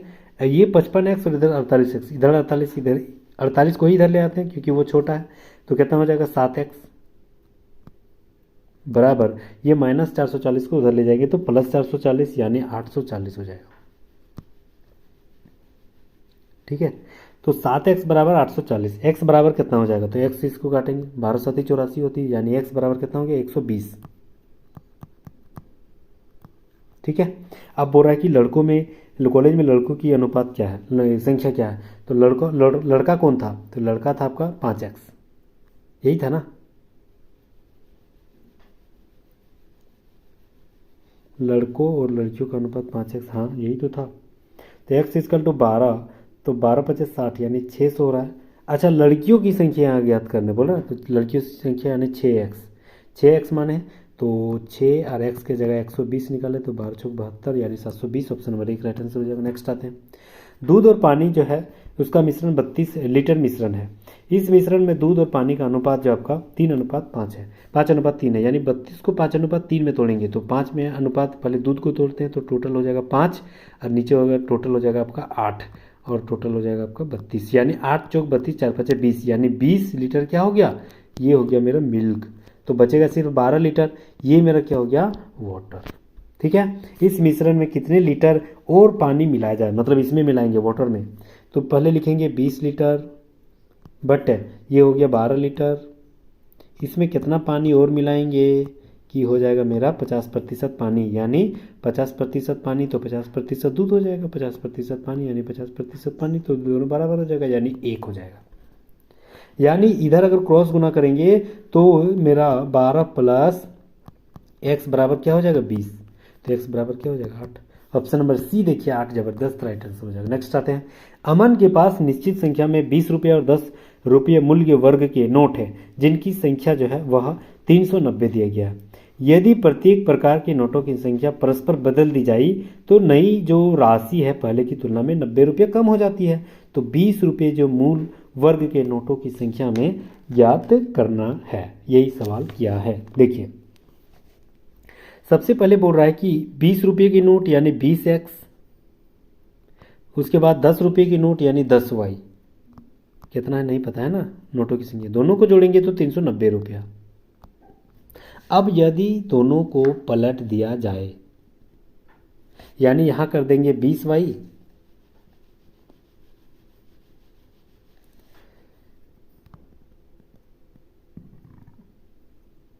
और यहां कर देंगे 10x, ठीक है। तो ये मेरा कितना हो जाएगा, ये दोनों को जोड़ेंगे तो 90 रुपया मेरा कम हो जाएगा, यानी 390 में 90 घटा देंगे तो 300, ठीक है। अब ये जो है आपको बराबर करना है, तो इसको 2 से गुना कर देते हैं, इसको 2 से गुना कर देते हैं ताकि ऊपर वाला से बराबर हो जाएगा। तो नीचे मेरा कितना हो जाएगा, ये हो जाएगा 20x प्लस ये हो जाएगा आपका 20 दूनी 40y, ये हो जाएगा आपका 20 दूनी 600। बीच वाला हटा देते हैं, इसको और इसको, ऊपर वाला नीचे वाला को हल करेंगे तो ये भागा हटाएंगे तो ये मेरा माइनस प्लस का माइनस हो जाएगा, ये प्लस का माइनस, ये माइनस हो जाएगा, ये वाला देखिए कट जाएगा प्लस माइनस, यहाँ हो जाएगा आपका -30y is equal to minus plus minus, यानी 600 में आपका 390 घटेगा तो कितना हो जाएगा 210, बड़ा क्या आगे माइनस है, यानी ये मेरा हो जाएगा माइनस, तो ये माइनस माइनस कट जाएगा, ये जीरो 3 7 21, यानी y बराबर 7 आया, ठीक है। y बराबर मेरा क्या निकला 7। यहाँ पूछ क्या रहा है, बोल रहा है कि 20 रुपये वाला, तो 20 वाला x माने थे ना, तो उसको मतलब y हमको निकालना है। तो अब हमें इसको हटा देते हैं या यहाँ लिखते हैं 20x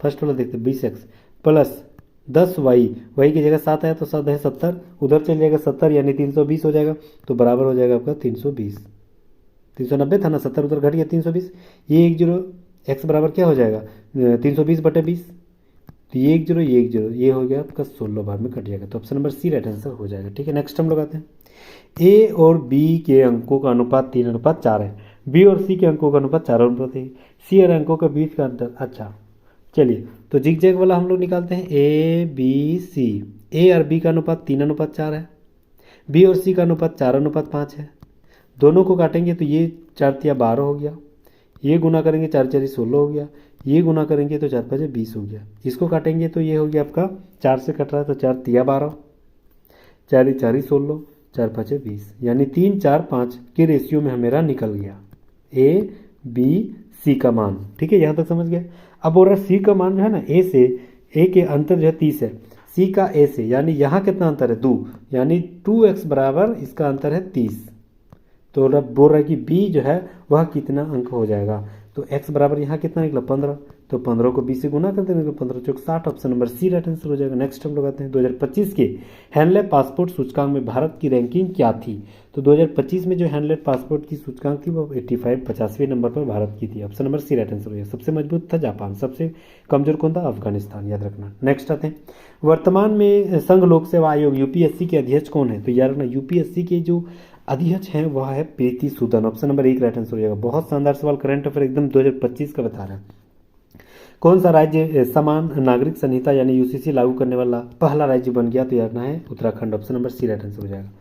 नेक्स्ट आते हैं, देखिए गोवा में भी लागू हुआ है, लेकिन गोवा की सरकार ने लागू नहीं किया, वो पुर्तगालियों के द्वारा लागू था, इसीलिए उसी टाइम ही लागू हुआ। लेकिन उत्तराखंड जो है भारत का पहला राज्य या विधानसभा है जहां पर यूसीसी लागू करने वाला पहला राज्य बन गया। नेक्स्ट आते हैं, सैयद मोदी अंतर्राष्ट्रीय बैडमिंटन 2024 में पुरुष एकल खिताब जो है किसने जीता है, तो याद रखना सैयद मोदी जो पुरुष एकल का खिताब जो है 2024 Lakshya Sen, option number C right answer हो जाएगा। चलिए अगला सवाल, A B C D E F G H यानी 8 व्यक्ति एक वर्ग के चारों ओर बैठा हुआ है, यानी 4 को कोने में बैठा हुआ है और 4 को मध्य में, ठीक है, यहाँ तक समझ गए। ठीक है, अब बोल रहा है कि ई किसी एक भुजा पर स्थित है, यानी ई को कहीं बीच में बैठा देते हैं, यहाँ बैठा देते हैं ई। अब बोल रहा है तथा बी और डी ये दोनों के ठीक बगल में बैठा हुआ है, यानी बी को और डी के बीच में बैठा हुआ है, बी को यहाँ बैठा देते हैं, डी को यहाँ बैठा देते हैं। अब बोल रहा है ई जो है ना डी के सामने बैठा हुआ है, ई जो है आपका ई किसी एक भुजा पर, हाँ सी डी के सामने बैठा हुआ है, सी जो है आपका डी के सामने यानी यहाँ पर बैठ जाएगा, डी के सामने बैठा हुआ है, और एच बी के सामने बैठा, एच बी के सामने यानी एच यहाँ है, जी ई के बाईं ओर से दूसरे स्थान पर, यानी जी कहाँ हो जाएगा यहाँ, क्यों, क्योंकि ई के बाएं से दूसरा स्थान, इधर बाएं हो जाएगा इसका, और डी के बाएं के ठीक बगल में, हाँ ठीक है, यहाँ पर एफ जी के ठीक सामने बैठा हुआ है। एफ जो है ना वह जी के ठीक सामने, यानी एफ यहाँ हो जाएगा, तो सिर्फ बचेगा ए, तो यहाँ ए हो जाएगा। अब बोल रहे निम्नलिखित में से ए के सामने ठीक सामने कौन बैठा है? ए के ठीक सामने कौन बैठा हुआ है? ई ना। Option number B right answer हो जाएगा। नेक्स्ट आते हैं, एक पुत्र की वर्तमान आयु उसकी माता की आयु का 2/5 के बराबर है। यानी अगर मान के चलिए एक्स मानते हैं उम्र, तो ये मेरा मम्मी का उम्र हो जाएगा 5x और बेटा का उम्र हो जाएगा 2x। ठीक है, मम्मी का ज़्यादा हो जाएगा। बोल रहा 5 वर्ष बाद उसकी आयु माता की आयु से आधी हो जाएगा, यानी 5 वर्ष इसमें भी जोड़ेंगे,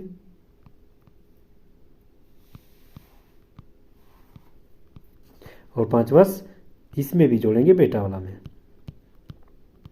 माता की आयु की आधी हो जाएगी, यानी दोगुना हो जाएगा कौन? उसका मम्मी। तो यानी ऊपर में 2 लिख सकते हैं, नीचे 1 लिख सकते हैं, बिल्कुल सही। अब बोल रहा है कि जो माता वर्तमान में माता की उम्र क्या है, बस क्रॉस गुना करना है। इधर हो जाएगा 5, 1 से गुना करेंगे तो 5x प्लस 5 ही हो जाएगा, बराबर। इधर हो जाएगा आपका 2 दूनी 4x प्लस 5 दूनी 10, यानी ये x 4x इधर आ जाएगा तो सिर्फ इधर x बचेगा, और ये 5 उधर जाएगा तो सिर्फ इधर 5 बचेगा, यानी x बराबर कितना निकला? 5। अब बोल रहा वर्तमान में माता की उम्र कितना है? वर्तमान में इधर 5 से यहाँ 5, x की जगह 5 लिखेंगे तो 5 5 25 हो जाएगा, 5 5 25 हो जाएगा ना, तो 25 साल। Option number D right answer हो जाएगा। नेक्स्ट हम लोग आते हैं, यदि शब्द डस्टर के प्रत्येक स्वर में अंग्रेजी वर्णमाला के उसके बाद वाले अक्षर में बदल देते हैं, जैसे डस्टर दिया गया DUSTER, ठीक है। प्रति स्वर कौन कौन स्वर है? तो स्वर जो है आपका यू हो गया, तो यू, उसके बाद क्या होता है? भी, उसके बाद वाला लिखने बोला है ना। ई हो गया, ई, उसके बाद क्या होता है? ई, उसके बाद एफ होता है। बाकी जितने भी व्यंजन है सब में जो है उसके पहले वाले अक्षर के आधार पे लिखना है। तो डी उससे पहले कौन होता है? सी, एस उससे पहले कौन होता है? आर, टी के पहले एस, आर के पहले क्यू, बस ये दिया गया। अब बोल रहा है कि तो इस प्रकार बने शब्द में कितने अक्षर जो है वह 2 बार आए, तो कितने अक्षर जो है आपका 2 बार मैच किया? कोई मैच किया है 2 बार? नहीं, कोई नहीं मैच कर रहा। ऑप्शन नंबर 1 राइट आंसर हो जाएगा। सुनिए नेक्स्ट आते हैं, सदृश्य पूरा करना है। ओटोसिस मीडिया कान से संबंधित है, तो मोतियाबिंद। ओटोसिस मीडिया जो बीमारी होती है वह कानों में होती है, ठीक है। तो मोतियाबिंद किस में होगा? आंखों में। Option number C right answer हो जाएगा। नेक्स्ट आते हैं, ग्रीन शब्द को कोड 49 दिया है, वॉयलेट को और पिंक संख्या के कोडों के बीच का अंतर याद करना। देखिए ग्रीन का पहले हम लोग खोज लेते हैं। ग्रीन यानी ग्रीन का हो गया आपका GREEN, ग्रीन यानी G7, यानी इसका नंबर 7 हो गया। R 18 नंबर में हो गया, E 5 नंबर में, फिर E 5 नंबर में, N 14 नंबर है। सबको जोड़ेंगे तो ये मेरा 49 हो जा रहा है, यानी सबको जोड़ के 49। तो भी वॉयलेट STUV यानी 22 प्लस आई मेरा कितना हो गया? 9 बार में, फिर O 15 बार में 15 नंबर पे, फिर L हो गया 12 नंबर, E 5 नंबर में, और T 20 नंबर में। सबको जोड़ेंगे तो लगभग 83 हो जाएगा। ये वॉयलेट वाला। पिंक को जोड़ते हैं, पिंक P 16 नंबर में आता है, I 9 बार में, ठीक है, N 14 नंबर में, और K 11 नंबर में। सबको जोड़ेंगे तो 50। ये दोनों 83 और 50 में कितना अंतर है? 33 का। Option number B right answer हो जाएगा। नेक्स्ट आते हैं, किसी दंड चुंबक के बाहर चुंबकीय क्षेत्र रेखाओं से संबंधित गलत कथन को चुनना है। गलत कथन कौन है? सबसे पहले बोल रहा है कि क्षेत्रीय रेखा एक दूसरे को प्रतिच्छेद कर रहा है, यही सबसे बड़ा गलत है। ऑप्शन नंबर 1 सही है। एक दूसरे को प्रतिच्छेद नहीं करता है, बिल्कुल सही। दोनों जो है दक्षिण ध्रुव में विलीन हो जाता है, ये भी सही है। उत्तरी ध्रुव से निकलता है, ये भी सही है। पहला ही गलत है। नेक्स्ट आते हैं, निम्नलिखित में से कौन सा द्विविस्थापन अभिक्रिया? द्विविस्थापन अभिक्रिया यानी दोनों अभिक्रियाएं जो है आपस में एक्सचेंज कर ले रहा है, तो कौन जो हो जाएगा? द्विविस्थापन अभिक्रिया हो जाएगा। देखिए सोडियम सल्फेट को बेरिलियम क्लोराइड के साथ मिलाते हैं, तो सोडियम के साथ सल्फेट यहाँ मिला है, लेकिन यहाँ क्या हो जाएगा? Beryllium sulphate. ये बेरिलियम सल्फेट के साथ मिल गया, और सोडियम क्लोरीन के साथ सोडियम क्लोराइड बन रहा है। ये एक दूसरे के साथ क्या कर रहा है? मिल जा रहा है। इसको देहाती भाषा में गोलोट कहते हैं, गोलोट, इसी को बोलते हैं द्विविस्थापन। ऑप्शन नंबर 4 राइट आंसर हो जाएगा। नेक्स्ट आते हैं, जिन तत्वों के परमाणु संख्या 15, 16, 17, 18 है वो कौन से हैं? तो 15 नंबर में कौन आता है? 15 नंबर में आता है आपका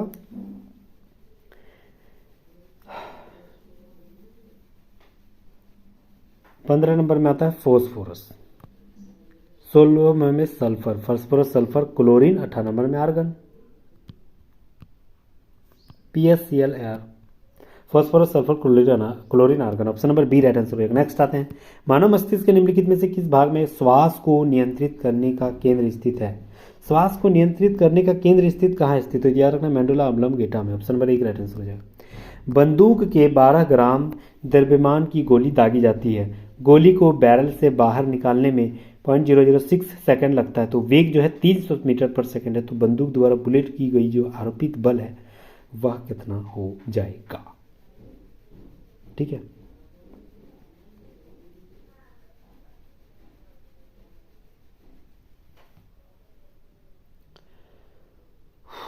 देखिए इसका फॉर्मूला एगो होती है, डायरेक्ट लिख सकते हैं m/v